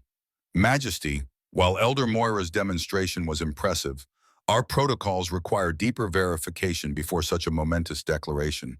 The implications for the territories are precisely why we must act now," Rowan interrupted firmly. "The Silver Hunters have returned. The first red moon has risen. The heir has demonstrated both the mark and the power. Delay serves only those who would disrupt the covenant." "I concur with His Majesty," Eleanor stated, rising to stand beside her brother. "The protocols were established in a time of stability. We face immediate threats that require immediate response." The council chamber erupted in overlapping conversations, some heated, others hushed and urgent. Morgan remained seated, still processing the strange experience of the silver light and the fragmentary visions it had triggered. She wasn't certain what formal recognition would mean for her practically, but the political implications were obvious. Rowan was moving to secure her position before opposition could organize effectively. After several minutes of debate, Rowan called for order. "We will proceed with the traditional method. Those in favor of recognition will stand. Those opposed will remain seated." One by one, council members rose to their feet. Eleanora first, then Elder Moira, followed by representatives from the Northern and Eastern Territories. The shifter with amber eyes, whom Morgan now identified as Lord Silverclaw of the Western Forest, stood next, bringing his entire delegation with him. General Ravencrest hesitated, then stood, surprising many, including Morgan herself. In the end, only Lord Thornfield and 4 others remained seated, a clear minority. Rowan nodded, satisfaction evident in his bearing. "The council has spoken. Healer Morgan Winters is hereby formally recognized as the prophesied return, under the protection of the crown and afforded all rights and considerations due to her station." He turned to Morgan, extending his hand to help her rise. "Tomorrow at sunset, the ritual of acknowledgement will be performed in the Great Hall, where the 7 territories will officially welcome the heir of the Silver Queen." Morgan accepted his hand and stood, feeling the weight of expectations settle around her shoulders like a physical cloak. This was moving far faster than she had anticipated, events accelerating beyond her ability to fully process them. But one thing was clear: there would be no returning to her quiet life in Wolfhaven now. For better or worse, she had been thrust onto a larger stage. The council meeting concluded with discussions of increased security measures and preparations for the ritual. As the assembly dispersed, Morgan found herself approached by various members, some offering congratulations, others thinly veiled assessments of how she might benefit their particular interests. She navigated these interactions as best she could, drawing on the diplomatic skills she had developed during her time with the Northern Alliance. Finally, as the chamber emptied, only Rowan, Eleanora, and Elder Moira remained with her. The ancient seer studied Morgan with those clouded eyes that somehow saw more clearly than many with perfect vision. "You have questions," the elder observed. "Ask them now while we have privacy." Morgan didn't hesitate. "What happened when you touched my wrist? What was that light, and why did it feel like memories that aren't mine?" Moira smiled, revealing teeth still strong despite her advanced age. The Silver Queen's essence was preserved after her death, fragmented and carried through bloodlines until the time was right for her return. Not reincarnation, as some believe, but essence memory, the distilled wisdom and power of a great soul preserved for future need. So I'm not actually her, reborn? Morgan sought clarification. You are Morgan Winters, with all that entails, Moira confirmed, but you carry within you the essence of Helena Silvermark, the first Silver Queen. As you face each trial, more of her memories and abilities will become accessible to you, integrating with your own knowledge and experiences to create something new. Neither fully her nor solely you, but a synthesis suited to the challenges of this age. Morgan absorbed this explanation, finding it somehow more acceptable than the idea of being a straightforward reincarnation. And these trials, what exactly will they entail? Rowan and Eleanor exchanged glances. The prophecy is deliberately vague, Rowan admitted. It speaks of 7 challenges corresponding to the 7 red moons, each awakening a different aspect of the Silver Queen's power. But the specific nature of each trial is not predetermined. They arise from the needs of the time, Elder Moira added. The first has already begun, the healing of silver corruption. The others will manifest as events unfold. And the Silver Hunters? Morgan pressed. Who are they exactly? What do they want? Originally, they were human purists who believed that shifters were abominations, corruptions of the natural order, Eleanor explained. They developed techniques for creating corrupted silver that could bind a shifter's power and eventually kill them. The First Covenant outlawed these practices and drove the organization underground. But they didn't disappear, Rowan continued, his expression darkening. They merely adapted, becoming more secretive, more patient. We believed they had finally died out in the last century, as no evidence of their particular type of silver manipulation had been seen in generations. Clearly, we were wrong. What do they want? Morgan repeated her second question. To break the covenant, Elder Moira said simply, to return to a time when shifters were hunted and humans ruled alone. They believe the integration of our peoples has weakened humanity, diluted its potential. They see themselves as preservers of human purity and strength. And they'll target me because they believe I represent a threat to that vision, Morgan concluded. You represent the covenant itself, Rowan confirmed.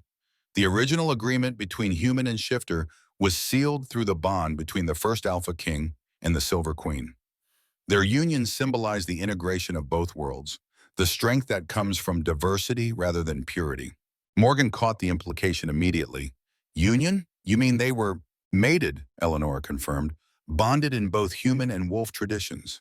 The implication struck Morgan with sudden clarity, and that's why the council was so divided about recognizing me. Because if I truly am the heir to the Silver Queen, then history suggests you and my brother will eventually form a similar bond, Eleanor finished for her. A prospect that delights some factions and terrifies others. Morgan looked at Rowan, finding his amber eyes already fixed on her with an intensity that sent an unexpected warmth through her body. The Alpha King's expression revealed nothing of his thoughts on this particular aspect of the prophecy, but the air between them seemed suddenly charged with unspoken possibility. That's a discussion for another time, Rowan said diplomatically. For now, our priority must be preparing you for tomorrow's ritual and ensuring your safety. The formal recognition by the council makes you both more protected and more vulnerable. Protected by official status, vulnerable because your importance is now publicly acknowledged. Morgan nodded, grateful for the shift back to practical matters. What does this ritual entail? It's primarily ceremonial, Eleanor assured her. Representatives from each territory will present tokens of acknowledgement. You'll receive the formal blessing of the royal seers, and my brother will publicly pledge the crown's protection. I should warn you, Elder Moira added, the ritual also traditionally includes a demonstration of the heir's abilities. Nothing dramatic, usually a simple manifestation of the silver light you experienced earlier.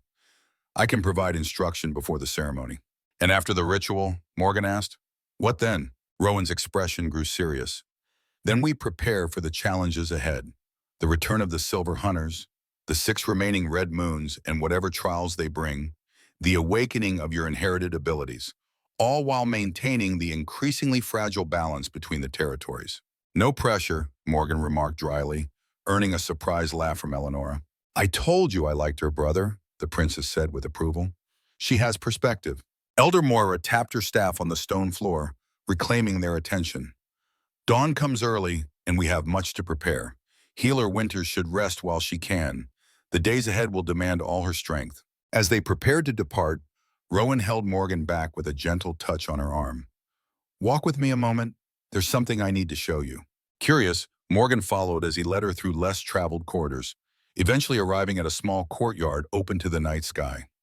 Above them, stars scattered like diamond dust across the darkness, and a three-quarter moon cast silver light over a garden of plants that Morgan recognized as rare medicinal herbs.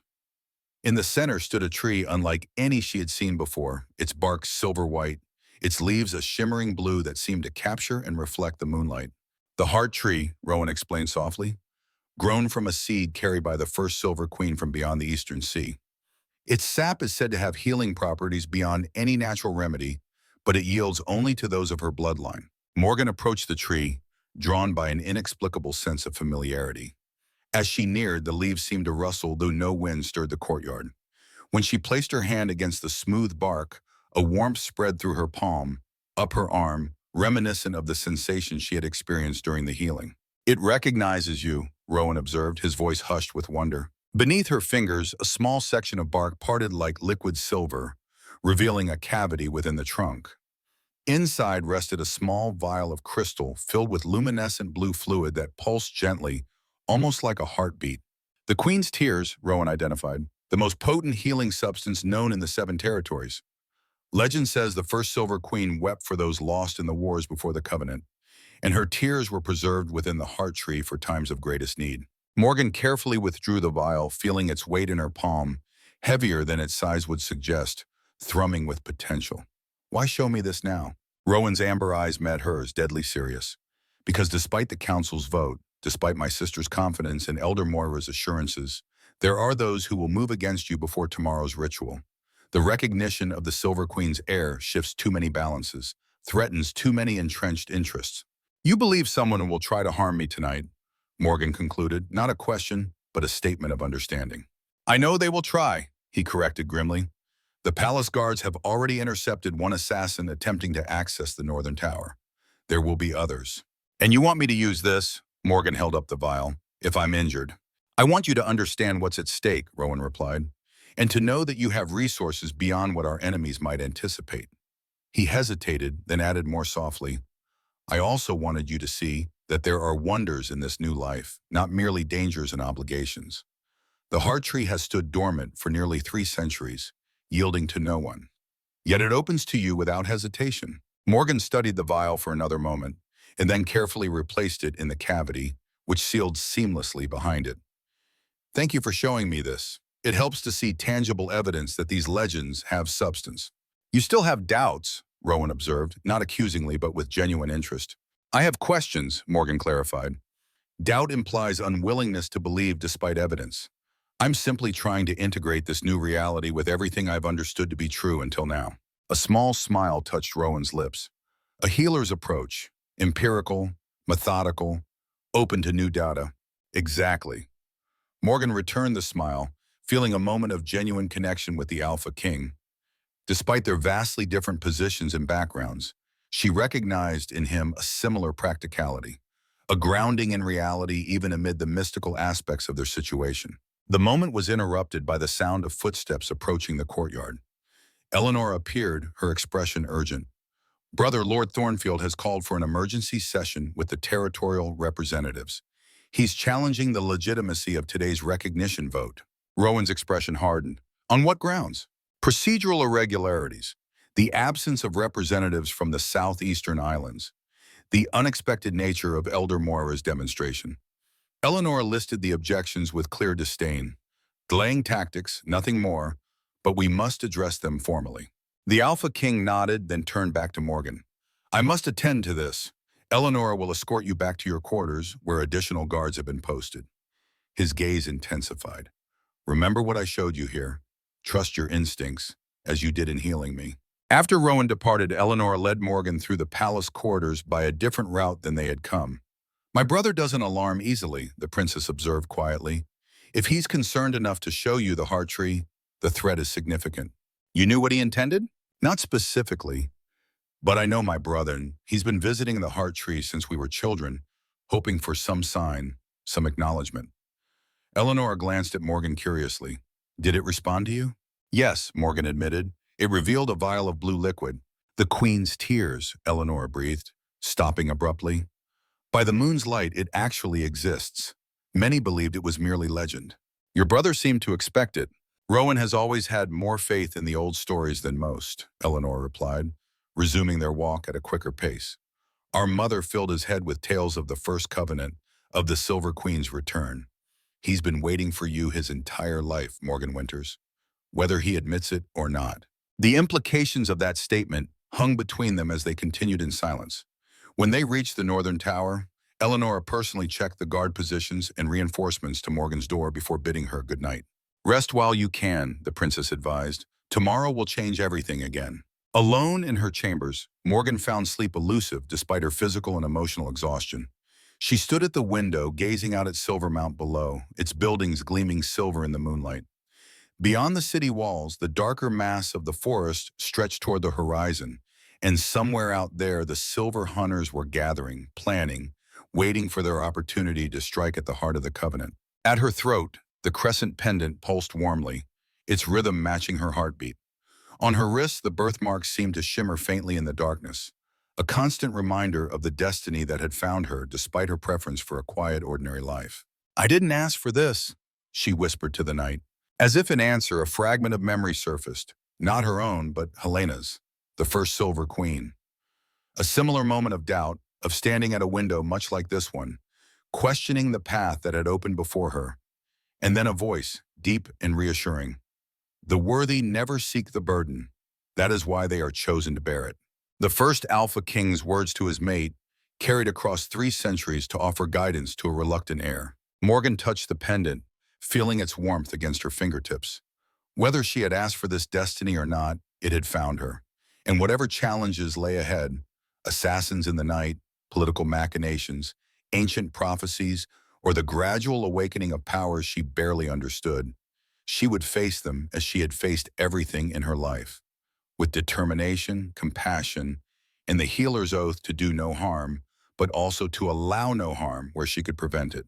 Outside her window, the first hints of dawn touched the eastern sky, painting the mountaintops with pale gold light. A new day approached, bringing with it the formal ritual that would bind her irrevocably to this path.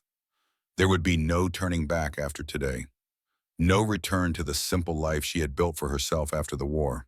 Morgan Winters' village healer would cease to exist. In her place would stand the acknowledged heir to the Silver Queen, a figure of prophecy and power, of hope and fear, of restoration and judgment, a symbol around which both allies and enemies would gather as the 7 territories faced their greatest test since the First Covenant. As the sun crested the eastern mountains, Morgan made her decision. She would not merely accept this destiny, she would embrace it fully, bringing to it her own strength, her own perspective, her own determination to heal what was broken. If she carried Helena Silvermark's essence within her, then the first Silver Queen would find herself reborn into a worthy vessel, one who understood sacrifice and service, who had seen the worst of what war could do and still maintain compassion, who recognized that true power lay not in domination, but in the ability to mend what others would destroy. The pendant at her throat flared suddenly with silver light, as if in acknowledgement of her resolution. In that moment, Morgan felt a presence, not a voice, not a vision, but a sense of approval, of connection across time and space. The first Silver Queen reaching out to her heir, offering not control, but partnership in the challenges to come. Very well, Morgan whispered to the presence, we do this together. As the silver light faded, Morgan turned from the window, ready at last to prepare for the day ahead, for the ritual that would formalize her new identity, for the enemies that would seek to prevent it, for the allies who would support her, and for the Alpha King whose destiny seemed as inextricably bound to hers as his ancestors had been to Helena Silvermark's. The second phase of the prophecy had begun. The Silver Queen's heir had accepted her mantle, and the 7 territories would never be the same again. The ritual of acknowledgement was to begin at sunset, which left Morgan with the better part of a day to prepare. Elder Moira arrived at her chambers shortly after breakfast, accompanied by two younger women who carried an assortment of ceremonial garments in several ancient books bound in pale leather. "We have much to accomplish before the sun sets," the old seer announced, her clouded eyes somehow finding Morgan unerringly. "The ritual requires both physical and spiritual preparation." Morgan had slept fitfully, her dreams filled with fragments of memories that weren't her own. Helena Silvermark standing before a gathering of wolves and humans beneath a blood-red moon, a battle on a frozen lake, silver light against corrupted darkness, a whispered promise sealed with blood and tears. She had awakened feeling simultaneously exhausted and energized, as if some vital part of her had been running all night while her conscious mind rested. "I'm ready," she told Moira, though in truth she felt anything but. How could one prepare for a ceremony that would irrevocably bind her to a destiny she had only just begun to understand? Moira seemed to sense her trepidation. "The first step is understanding," she said, gesturing to one of her assistants, who reverently placed a book on the table. The Journal of Helena Silvermark, the first Silver Queen, one of 3 copies in existence. Morgan approached the tome with a mixture of caution and curiosity. The binding was white leather that seemed to shimmer with an inner light, the pages within edged in silver. The cover bore the same crescent symbol as her birthmark and pendant. "May I?" she asked, hand hovering above the book. Moira nodded. "It was written for you, after all, or for whoever would carry Helena's essence in the time of the Covenant's greatest need." As Morgan's fingers touched the cover, the pendant at her throat warmed, and the birthmark on her wrist pulsed in response. The book seemed to recognize her, much as the heart tree had done the previous night. Its cover softened beneath her touch, pages falling open to reveal script that flowed like liquid silver across the parchment. The words were written in an ancient language that Morgan had never seen before. Yet as she stared at them, their meaning began to resolve in her mind. "I can understand it," she murmured, astonished, "though I've never seen this language." "The blood remembers," Moira replied simply. Helena wrote in the old tongue, the first language shared between human and wolf. It survives now only in the most sacred texts and rituals. Morgan began to read, her voice barely above a whisper. "To she who carries my essence in the time of renewal, I leave this record of my journey, my triumphs and my failures. Know that you are not me reborn, but yourself enhanced, chosen because your spirit resonates with what I once was. The power you inherit is not a gift, but a responsibility, a burden that will test you as it tested me. The 7 trials will awaken aspects of my power within you, but how you use them will be yours to decide. The covenant must be renewed, but the form it takes will be shaped by your hands, not mine." The words resonated within Morgan as if they had been spoken directly into her mind rather than read from a page. This was not merely a historical account, it was a personal message across centuries, from one healer to another. "Helena knew her successor would come when the covenant was threatened," Moira explained. "She prepared these journals to guide you through the awakening of her powers and the renewal of the pact between human and shifter." Morgan continued reading, learning how Helena had discovered her own abilities during the great wars that had once ravaged the 7 territories. Like Morgan, she had been a healer, treating wounded from both sides of the conflict. When a gravely injured shifter had been brought to her, poisoned by early versions of corrupted silver, Helena's latent powers had manifested unexpectedly. Silver light flowing from her hands, neutralizing the poison, restoring what had been damaged. That shifter had been the first Alpha King, Alaric Blackthorn, direct ancestor of Rowan. As Morgan read, more fragments of memory surfaced, aligning with the written account. She could almost feel what Helena had felt, the initial shock at her own abilities, the weight of expectation from those who witnessed her power, the growing connection to the Wolf King, whose life she had saved. "The healing of silver corruption is only the first of 7 powers," Moira said, interrupting Morgan's reading. "Each will awaken during a corresponding trial beneath a red moon. The timing of these trials is not fixed. They will arise from the challenges of your era, as Helena's arose from hers." "And what were her 7 powers?" Morgan asked, looking up from the journal. "The healing of corruption, the purification of the tainted, the sight beyond sight, the binding of oaths, the calling of the wild, the breaking of chains, and the renewal of the covenant." Moira ticked them off on gnarled fingers, each power built upon the last, each essential to the establishment of peace between our peoples. Morgan turned another page in the journal, finding an illustration of the 7 red moons arranged in a circle, with symbols representing each power inscribed beneath them. The first, a crescent identical to her birthmark, was already illuminated with silver light on the page. The remaining 6 were dormant, waiting. Tonight's ritual will formally acknowledge your position as Helena's heir and your successful completion of the first trial, Moira continued. Representatives from each territory will offer tokens of recognition, and you will be asked to demonstrate the healing power before witnesses. The thought of performing on command, of channeling power she barely understood in front of the assembled nobility of 7 territories, sent a wave of anxiety through Morgan. What if it doesn't work, she asked. What if what happened with Rowan was a fluke, or can't be replicated without an actual injury to heal? Moira smiled, her blind eyes crinkling at the corners. That, my dear, is why we're here now, with hours yet before sunset, to ensure that you can call upon Helena's essence at will, rather than only in moments of crisis. The training that followed was unlike anything Morgan had experienced. Rather than the structured lessons of her medical training or the practical field experience of her time as a war medic, Moira's instruction focused on sensations, instincts, the subtle currents of energy that now flowed through Morgan's body. The elder had her close her eyes, focus on the warmth of the pendant, the pulse of the birthmark, the connection to something larger and older than herself. Don't try to control it, Moira advised as Morgan struggled to recreate the silver light that had emanated from her hands. You're thinking like a healer following a protocol, a series of steps to achieve a result. This power doesn't work that way.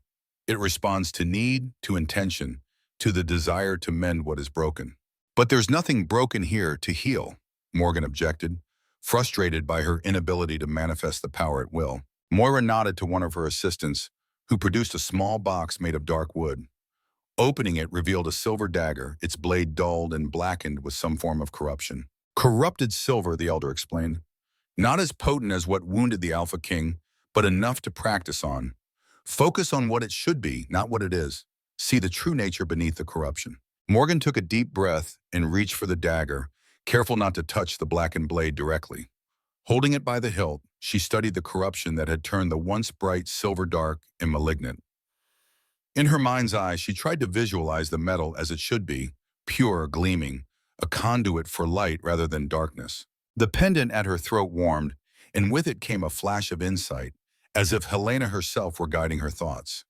The corruption wasn't just a physical state, it was an intent, a twisting of purpose. Silver in its natural state was a bridge between worlds, a material that existed in both physical and spiritual planes simultaneously.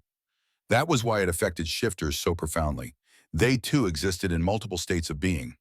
The corruption was a perversion of that duality, turning connection into severance, bridge into barrier. Understanding bloomed within Morgan, and with it, a sense of righteous indignation at such a fundamental violation of natural order. Without conscious thought, she cupped her hands around the dagger, not touching the blade but surrounding it with her presence. The healing instinct that had served her all her life rose up, seeking not just to mend physical damage, but to restore proper function, proper purpose. Silver light began to glow between her fingers, seeping out to envelop the dagger. The corruption resisted at first, seeming almost to writhe away from the light, but Morgan's will was stronger. Guided by Helena's essence within her, she pushed deeper, past the surface corruption, to the true nature of the silver beneath, calling it back to its original state. The blackness began to recede, burning away like fog beneath a rising sun. In its place, pure silver emerged, gleaming with an inner radiance that matched the light flowing from Morgan's hands.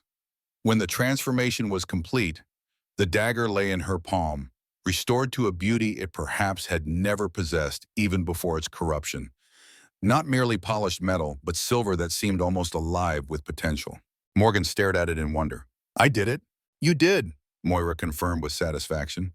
And now you understand the true nature of your first power, not merely healing physical damage caused by corrupted silver, but the ability to purify the corruption itself, to restore silver to its sacred purpose as a bridge between realms.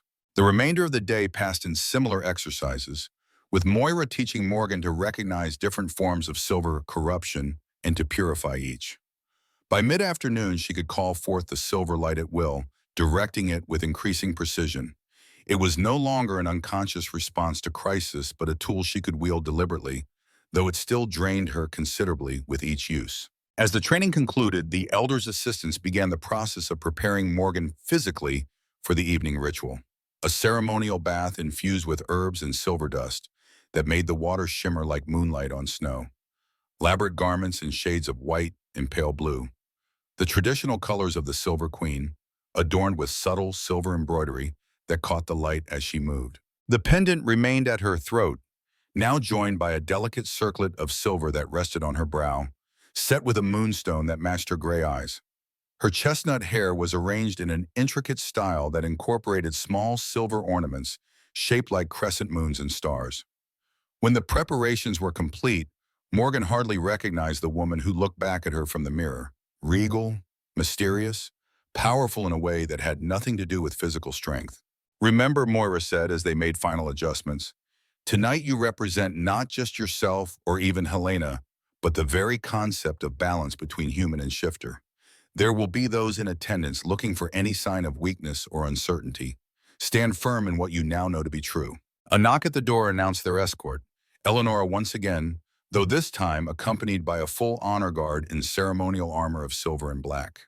The princess herself wore formal attire that complemented her brothers from the previous evening, with subtle differences that marked her as second in the royal hierarchy. "The heir to the Silver Queen." Eleanor greeted Morgan with a formal bow that somehow managed to convey genuine respect beneath the ceremony. "Silvermount awaits your presence." The journey through the palace to the Great Hall took on a processional quality. Guards and servants lined the corridors, bowing as Morgan passed. Some faces showed awe, others skepticism, still others calculation. News of her identity and the council's recognition had clearly spread throughout the palace and beyond. They paused at the massive doors to the Great Hall, carved with scenes depicting the original covenant signing, humans and wolves standing together beneath a circle of 7 moons. Morgan could hear the murmur of many voices from within, the assembled nobility and representatives of the 7 territories waiting to witness her formal acknowledgement. "Ready?" Eleanor asked quietly. Morgan took a deep breath, centering herself as Moira had taught her. "As I'll ever be." The doors swung open, and a hush fell over the gathered assembly.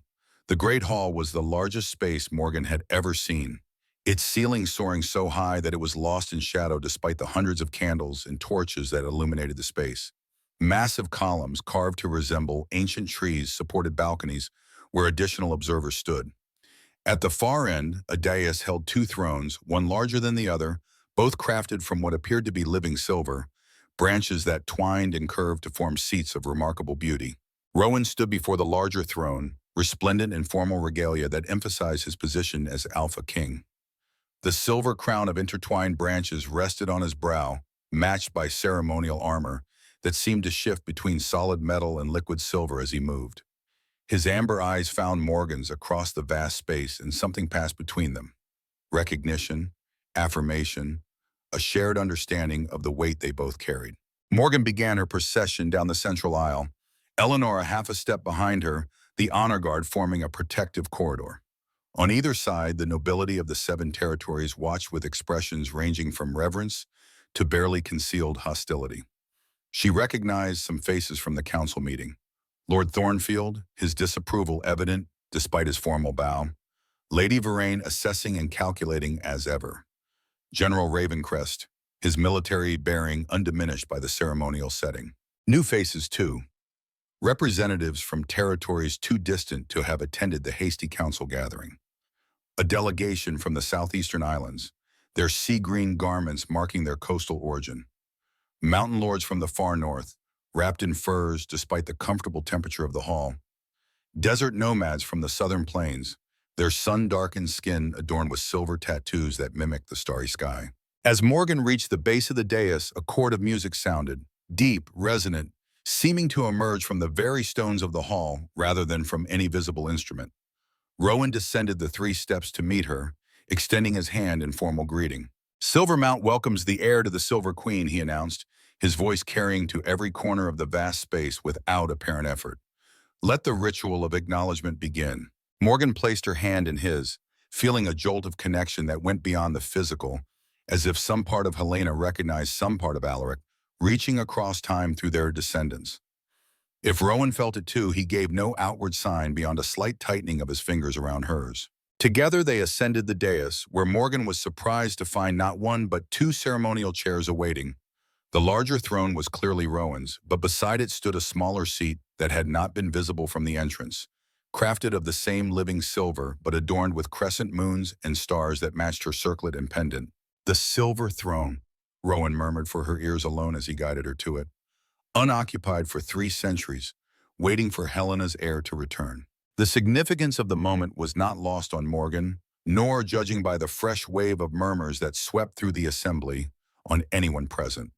This was not merely a recognition ceremony, it was the restoration of a dual monarchy, the symbolic return to the original covenant where human and shifter ruled as equals. Once they were both seated, 7 figures approached the dais, each bearing a token of acknowledgement from their respective territory.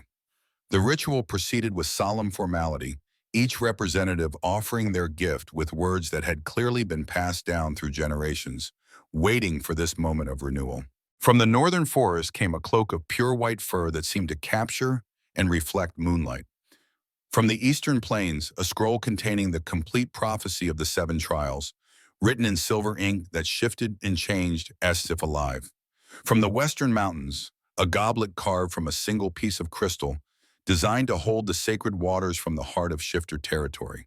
From the southern deserts, a blade of silver that had never been corrupted, forged by the first human smiths to work with shifter metallurgists.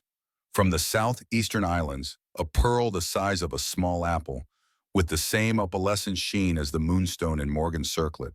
From the central valleys, a living seedling descended from the heart tree, its tiny leaves already showing the characteristic blue shimmer. Last came the representative from the borderlands, the 7th territory that straddled the boundary between the human world beyond the mountains and the shifter realms within.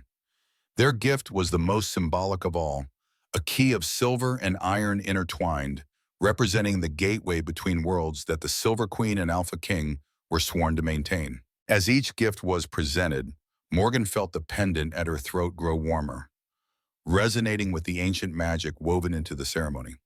These were not merely symbolic offerings, they were physical anchors for the power she was gradually inheriting, tools that would aid her in the trials to come. When the final gift had been accepted, Rowan rose from his throne, addressing the assembly. The 7 territories have acknowledged the heir. Now she must demonstrate the first of the 7 powers, the healing of corruption, to confirm her identity beyond doubt. This was the moment Moira had prepared her for.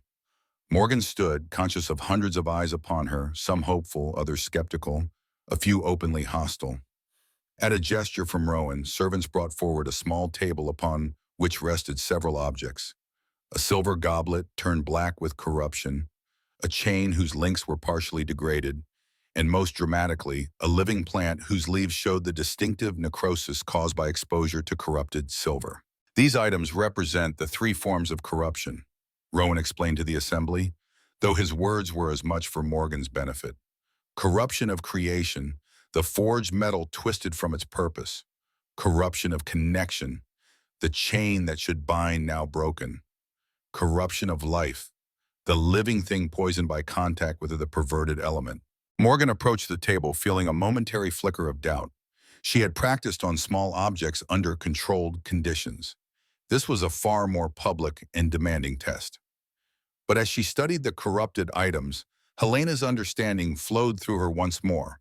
The corruption was the same regardless of scale or specific form, a fundamental misalignment of purpose, a twisting of the natural order. Taking a deep breath, she extended her hands over the items.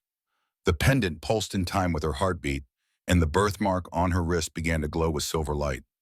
She closed her eyes, focusing not on the expectations of the crowd or even on the mechanics of what she was attempting, but on the essential wrongness of the corruption and her desire to restore proper balance. The silver light bloomed from her palms, stronger than it had during any of her practice sessions, flowing outward to envelop all 3 corrupted objects simultaneously. In her mind's eye, Morgan could see the true nature of each item, the goblet as it was meant to be, a vessel for communion between species, the chain as it should function, a connection that supported rather than constrained, the plant in its natural state, vibrant and alive, drawing strength from the earth beneath and the sky above. She called to these true natures, urging them to reassert themselves against the corruption that had overtaken them. The silver light intensified, pulsing in waves that matched her heartbeat, growing so bright that those nearest the dais had to shield their eyes. When the light finally faded, the transformation was complete. The goblet gleamed with pure, uncorrupted silver, more radiant than new-forged metal. The chain was whole again, its links restored to perfect function. Most impressively, the plant had not merely been healed, but had burst into bloom, its flowers the same shimmering blue as the heart tree's leaves. A collective gasp rose from the assembly, followed by a moment of awed silence. Then, starting from the back of the hall and rippling forward like a wave, people began to kneel. First the common citizens who had been permitted to observe from the upper galleries, then the lesser nobility, and finally the territorial representatives themselves. Even Lord Thornfield, after a moment's hesitation, lowered himself to one knee, though his expression remained guarded. Morgan stood amid the response, somewhat dazed by the intensity of the power she had channeled. The silver light had receded, but its warmth remained within her, as if some new channel had been permanently opened between herself and Helena's essence. Rowan stepped to her side, taking her hand and raising it high so all could see the still glowing birthmark. "The heir has demonstrated the first power," he declared. "Let all who witness acknowledge Morgan Winters as the true successor to Helena Silvermark, the Silver Queen reborn in our time of need." "We acknowledge," came the ritual response from hundreds of throats, the words echoing in the vast space of the great hall. Rowan turned to Morgan, lowering his voice so only she could hear. "There is one final element to the ritual. Traditionally, the Alpha King offers formal protection to the heir, binding his fate to hers until the completion of the 7 trials. This would historically be done through a preliminary mating bond to be fully consummated after the final trial." Seeing her startled expression, he added quickly, "That aspect has been modified in consideration of modern sensibilities. If you consent, I will place a protection mark upon you, visible evidence of royal safeguarding, but without the deeper implications of the traditional bond." Morgan hesitated, processing this new information. Even this modified version represented a significant commitment, a public declaration that went beyond political alliance into something more personal. Yet she could see the strategic value. Any who threatened her would be directly challenging the Alpha King himself. "I consent," she said finally, her voice steady despite the flutter of uncertainty in her chest. Rowan nodded, then addressed the still kneeling assembly. "Rise and witness the protection rite, the sacred duty of the Alpha line to the Silver Queen's heir." As the crowd regained their feet, Rowan gestured for Morgan to kneel before him on a small cushion that had been placed on the dais. When she had done so, he removed a ceremonial dagger from his belt. Pure silver, she noted, with the royal crest etched into its blade. With practiced precision, he made a small cut across his palm, deep enough to draw blood but not to cause significant damage. "With my blood, I pledge protection," he intoned, the formal cadence suggesting words spoken by his ancestors before him. "As the Alpha defends his pack, so shall I defend the Silver Queen's heir, until the 7th trial is complete or death takes me." He knelt before Morgan, bringing them to eye level, bit him, and extended his bleeding palm. "If you accept this pledge, place your hand upon mine and repeat the response." Morgan did as instructed, laying her right hand atop his wounded left. The contact sent a jolt of awareness through her, sharper than before, as if some essential part of them recognized its counterpart. "I accept your protection," she repeated after his whispered prompt, "and offer in return my loyalty to the covenant you uphold until the 7th trial is complete or death takes me." The moment the words left her lips, a curious sensation began at their joined hands, a warmth that quickly intensified to a brief flash of pain. Morgan resisted the instinct to pull away, holding Rowan's gaze as silver light, similar to her healing power, but somehow different in quality, spiraled up from their joined hands, encircling their wrists like living manacles before sinking beneath the skin. When they separated their hands, Morgan saw that the blood was gone from Rowan's palm, the cut healed without scar. On her own wrist, alongside her birthmark, a new symbol had appeared, the royal crest in miniature, rendered in what looked like liquid silver beneath her skin. "The protection mark," Rowan explained quietly. "It will alert me if you're in danger and guide me to your location. It also signifies to all that you stand under the direct protection of the Alpha King."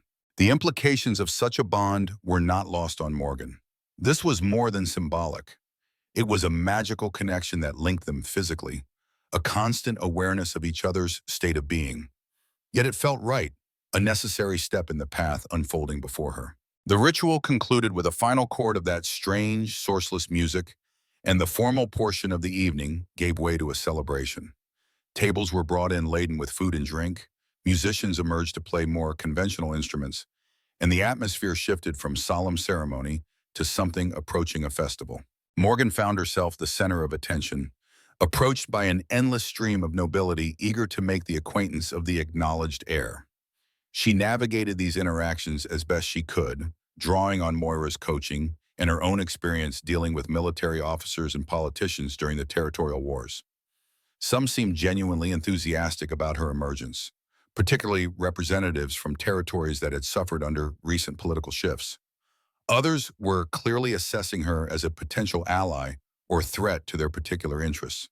A few made no attempt to hide their skepticism or outright hostility, though none dared show overt disrespect to one who now bore the Alpha King's protection mark.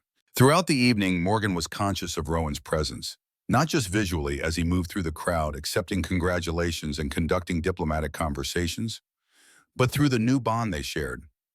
She could sense his general location and emotional state, a background awareness like knowing the position of the sun on a clear day without having to look up at the sky. Occasionally their eyes would meet across the hall, and the connection would intensify briefly before each returned to their respective conversations.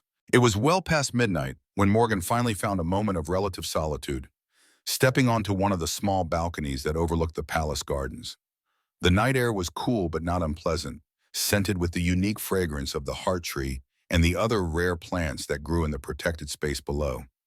Above, the three-quarter moon cast enough light to illuminate the garden paths, creating a landscape of silver and shadow. Overwhelmed, came a familiar voice from behind her. Morgan turned to find Eleanor approaching, bearing 2 goblets of what appeared to be wine. The princess had loosened some of the more formal elements of her attire now that the ceremonial portion of the evening was complete, looking more like the practical warrior Morgan had first met than the royal dignitary of the ritual. Completely, Morgan admitted, accepting the offered drink with gratitude. How do you manage this every day? Eleanor laughed softly. Practice mostly, and the knowledge that most of it is theater, necessary theater, but theater nonetheless. She leaned against the balcony railing, looking out at the garden. You did well tonight, better than many expected. Including you, Morgan asked, catching the slight emphasis. I had faith in my brother's judgment, Eleanor replied diplomatically.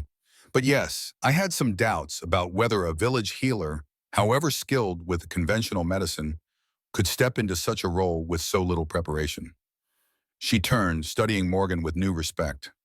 I'm pleased to be proven wrong.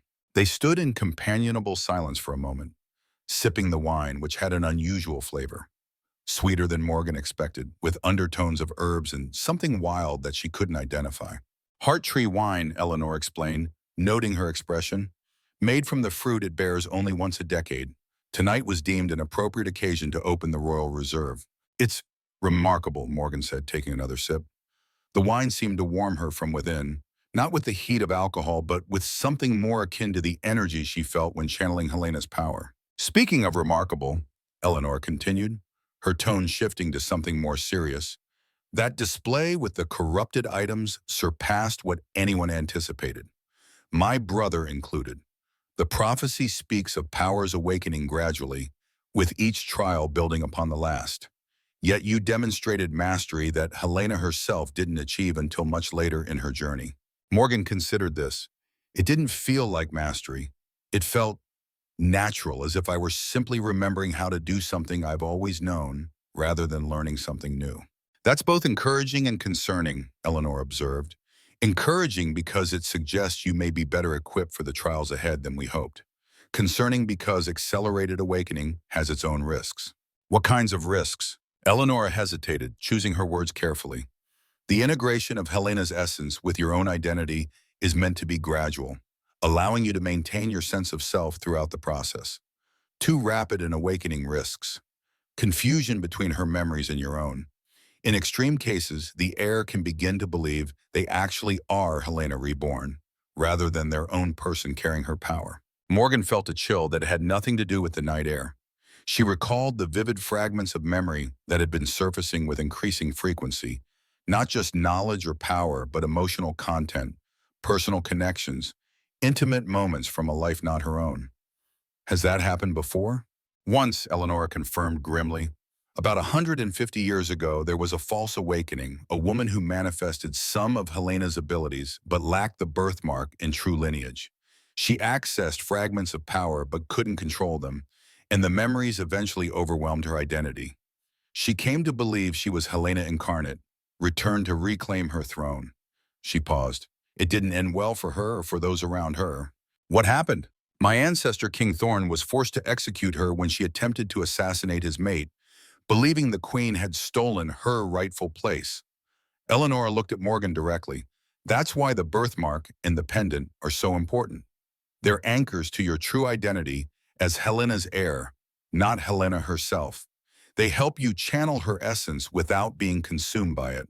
Morgan touched the crescent mark on her wrist, now joined by Rowan's protection symbol. And the protection bond? Does that serve a similar purpose? Yes, though in a different way.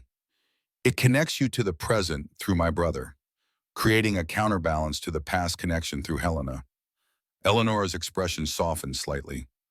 The traditional bond went deeper, of course, creating a true mating link that mirrored Helena and Alaric's union. But even this modified version should help keep you grounded in who you are now, not who she was then. The conversation was interrupted by the arrival of Moira, who appeared at the balcony entrance with an urgency that immediately put Morgan on alert. There you are, the elder said, dispensing with formalities. Come quickly. There's been an incident. Morgan and Eleanor exchanged glances before following Moira back into the great hall, now largely empty as the celebration had begun to wind down. The elder led them through a side door and down a corridor Morgan hadn't visited before, moving with surprising speed for someone of her advanced age and apparent blindness. What's happened? Eleanor demanded as they walked. An attack, Moira replied tersely. One of the delegation from the southeastern islands has been found poisoned in his chambers. Silver poisoning, to be precise. Morgan quickened her pace. Is he alive? Barely. The palace healers are with him, but they're not equipped to handle this kind of corruption. Moira glanced back at her with those unseeing eyes that somehow still conveyed urgency. This is your domain now, Healer Winters. They reached a guest chamber where several people were gathered outside the door, including Rowan and General Ravencrest. The Alpha King's expression was grim, but Morgan felt a wave of relief through their new bond when he saw her approach. Thank the moon's light, he said. The healers say there's nothing more they can do. The poison is unlike any they've encountered. Let me see him, Morgan said, already shifting into her healer's mindset. The formal mantle of the Silver Queen's heir temporarily set aside in favor of the practical skills she had honed over years of medical practice. Inside the chamber, a man lay on the bed, attended by two palace healers who looked up with expressions of mingled relief and skepticism at Morgan's entrance. Their patient was middle-aged, his sea-green formal attire marking him as part of the island delegation. His skin had taken on a grayish cast, with silvery black lines visible beneath the surface, tracing the path of veins and arteries. His breathing was labored, each inhalation a visible struggle. Morgan moved to his side, her trained eye cataloging symptoms, even as she reached for the deeper awareness that connected her to Helena's knowledge. How long has he been like this? He was found less than an hour ago, one of the healers replied. The corruption is spreading rapidly. We've tried traditional countermeasures for metal poisoning, but nothing slows its progress. Morgan placed her hand on the man's forehead, then checked the pulse at his neck. Both confirmed what her eyes had already told her. He was dying, and quickly. The corruption had a different quality than what she had seen in Rowan or practiced on with Moira. This wasn't simply corrupted silver introduced into the body. This was corruption actively, intelligently spreading, seeking vital points to attack. This isn't accidental, she murmured. This is weaponized. Rowan stepped closer. The Silver Hunters. Morgan nodded grimly. They've refined their methods since your encounter in the forest. She pulled back the man's sleeve, revealing the source of the poison. A small puncture wound on his forearm, surrounded by a starburst pattern of silver-black lines. An injection, not ingestion. Targeted delivery straight to the bloodstream. Can you help him? Eleanor asked from the doorway where she stood with Moira and Ravencrest. Morgan didn't answer immediately. The corruption was far advanced, having reached the man's heart and lungs based on the pattern of discoloration. Conventional medicine would be useless at this stage. Even her newly awakened power might not be enough. Healing Rowan's wound and purifying inanimate objects was very different from extracting corruption that had integrated itself throughout a living system. But she had to try. "Everyone back," she instructed, removing her ceremonial outer robe to allow freedom of movement. "I need space to work." As the others retreated to the edges of the room, Morgan placed both hands directly on the man's chest, over his laboring heart. The pendant at her throat grew warm, and the birthmark on her wrist began to glow with now familiar silver light. She closed her eyes, reaching not just for Helena's power, but for her own healing instinct. The trained healer's understanding of how systems interconnect, how the body fights to maintain balance even in crisis. The silver light flowed from her hands, spreading across the man's chest before sinking beneath the surface. Morgan gasped as her awareness expanded, allowing her to perceive the corruption as it truly was, a sentient malice moving through the body's systems, seeking to destroy from within. This was no natural poison. It had been crafted with deliberate intent, imbued with a purpose that went beyond mere killing. It sought to corrupt the very essence of its victim, to transform life into an extension of itself. Morgan had never faced anything like it. For a moment she faltered, uncertain how to counter such a fundamentally unnatural force. Then from the depths of Helena's memories came understanding, not of this specific corruption, which hadn't existed in her time, but of the principle behind it.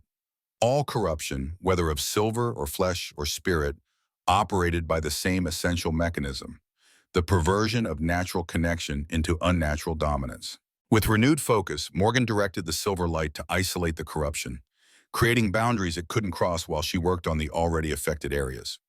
Rather than trying to destroy the corruption directly, which would be like fighting poison with more poison, she strengthened what remained healthy, creating islands of resistance that could gradually expand to reclaim corrupted territory. The process was exhausting, requiring constant adjustment as the corruption fought back with unexpected intelligence. Sweat beaded on Morgan's forehead, and her hands began to tremble with the effort of maintaining such precise control over the healing energy. But gradually, incrementally, she gained ground. The silvery black lines began to recede, first from the extremities, then from the torso, finally from the vital organs themselves. When the last visible trace of corruption had been purified, Morgan sank back, drained beyond anything she had experienced during her training with Moira. The silver light faded from her hands, and she might have fallen had Rowan not stepped forward to steady her. "Thank you," she murmured, leaning against him momentarily before straightening. "Is he?" On the bed, the island delegate stirred, his color improving from deathly gray to merely exhausted. His breathing had eased, and when one of the palace healers checked his pulse, she nodded in confirmation. "Stabilizing," she reported with poorly concealed amazement. "I've never seen anything like this." "Nor have I," Morgan admitted. "This poison was designed specifically to resist conventional treatment. Only direct purification of the corrupted silver could counter it." Rowan's expression was grave, "which means the silver hunters knew you would be here. They wanted to demonstrate that even with your powers, you couldn't protect everyone. Or they wanted to test the limits of those powers," Ravencrest suggested from the doorway, his military mind analyzing strategy. "To see what they're truly dealing with before making a more direct move." Either possibility was disturbing. Morgan looked down at the recovering delegate. He should be monitored through the night. The corruption is gone, but his body has been through a significant trauma. "I'll arrange for guards and medical supervision," Eleanor said, already moving to implement the necessary measures. As they left the chamber, Moira drew Morgan aside. "You should rest. That level of healing would exhaust even an experienced practitioner, let alone someone still discovering their abilities." Morgan nodded, suddenly aware of just how drained she felt. The combination of the formal ritual, the lengthy celebration, and now this emergency healing had depleted her reserves more thoroughly than she had realized. Yet there was one more thing she needed to do before she could rest. "The old tower," she said to Moira. "Hawkins told me to look there when the time came. I think that time is now, while the palace is distracted by tonight's events and this poisoning." The elder studied her with those unseeing eyes. "The Tower of Records," she confirmed. "Helena's private sanctuary during her time at Silvermount. Yes, this might be the opportune moment while attention is focused elsewhere." She turned to Rowan. "Your Majesty, The heir should visit the tower tonight. Will you accompany us? Rowan looked between them, clearly intrigued. Of course, though given recent events I insist on guards. No guards, Morgan countered firmly. Whatever Hawkins wanted me to find there, he intended it to remain secret. We go alone or not at all. A brief conflict played across Rowan's features, the king's responsibility for security warring with his trust in her judgment. Finally, he nodded. Lone then, but I'm coming with you. As am I, Eleanor added, rejoining them after making arrangements for the poison delegate. If there's trouble, you'll need someone who can fight while you handle the magic. Morgan saw the wisdom in this and didn't object. The four of them, Morgan, Rowan, Eleanor, and Moira, made their way through the now quiet palace, avoiding the main corridors where revelers from the celebration might still linger. The old tower stood at the easternmost edge of the palace complex, separated from the main structure by a narrow stone bridge that spanned a dizzying drop to the valley floor below. The Tower of Records was Helena's private domain, Moira explained as they crossed the bridge. After her death, it was sealed by Alaric's order to be reopened only when her true heir returned. No one has entered in 3 centuries, save the keepers of history like Hawkins, who maintained the most secret records of the Covenant. The tower door was made of ancient wood bound with silver bands, weathered by centuries of exposure but still solid. No lock was visible, only a small depression in the center where the wood had been worn smooth, as if by many hands touching the same spot over years. The mark, Rowan said, nodding to Morgan's wrist. It's the key. Morgan placed her wrist against the depression, the crescent birthmark aligning perfectly with the worn hollow. For a moment, nothing happened. Then, silver light began to glow from the mark, spreading outward to trace the pattern of wood grain and metal bands across the entire door. With a sound like a deep, satisfied sigh, the door swung inward, revealing a spiral staircase that wound upward into darkness. Rowan produced a small silver sphere from his pocket, which began to glow with warm light when he touched it. A moon globe, he explained. It should provide enough illumination without risking fire near old documents. The stairs were narrow but sturdy, built from the same stone as the tower itself. They climbed in silence, the moon globe casting their shadows in elongated forms against the curving walls. At the top, they found a circular chamber dominated by a large round table with 7 chairs. Bookshelves lined the walls, filled with ancient tomes and scrolls. A desk stood near the room's single window, which offered a view eastward, toward the distant sea visible as a silver line on the horizon. But what drew Morgan's attention immediately was the white leather book that lay upon the table, identical to the journal Moira had shown her earlier that day, but clearly a different volume. Beside it rested a small wooden box inlaid with silver in the pattern of a 7-pointed star. Hawkins left these for you, Moira said softly. The 2nd volume of Helena's journals, and something she entrusted only to her most loyal servant. Morgan approached the table slowly, feeling a strange reluctance despite having come specifically to find these items. Whatever secrets they contained would inevitably push her further along a path that sometimes felt chosen for her rather than by her. Yet she couldn't deny the pull she felt toward them, the sense that these objects belonged to her in some fundamental way. The journal opened at her touch, just as the first had done, its pages filled with the same flowing silver script. But where the first volume had focused on Helena's awakening and the establishment of the Covenant, this one appeared to detail the challenges she had faced afterward. The resistance to change, the attempts to undermine her authority, the emergence of the first silver hunters. The wooden box proved more difficult to open. No lock or latch was visible, only smooth wood and silver inlay. Morgan studied it carefully, noting that the 7-pointed star pattern matched the arrangement of the 7 red moons in the prophecy. Acting on instinct, she placed her hand over the box and focused on the silver light within her, letting it flow into the box's inlay. The star points began to glow one by one, clockwise from the top, until all 7 shimmered with silver light. Then, with a soft click, the box opened, revealing its contents. A silver chain from which hung a crystal vial filled with what appeared to be ordinary water, though it caught and refracted light in unusual patterns. The tears of the moon, Moira breathed, recognition and awe in her voice. I thought they were lost. What are they? Morgan asked, lifting the chain carefully. The most sacred water in the 7 territories collected from the pool of first shifting where Alaric's ancestors first took wolf form. It's said to have the power to restore what was lost, to reconnect what was severed. Moira's clouded eyes seemed to look beyond the physical vial to some greater significance. Helena used it to seal the original covenant. That it has been preserved and returned to you now suggests that the complete renewal, not just reaffirmation of that covenant, may be necessary. Morgan held the vial up to the moon globe's light, watching how the liquid within seemed to dance and shimmer with a life of its own. And the journal, what does it tell us? That, I suspect, you must discover for yourself, Rowan said, his tone suggesting he understood the personal nature of such a connection.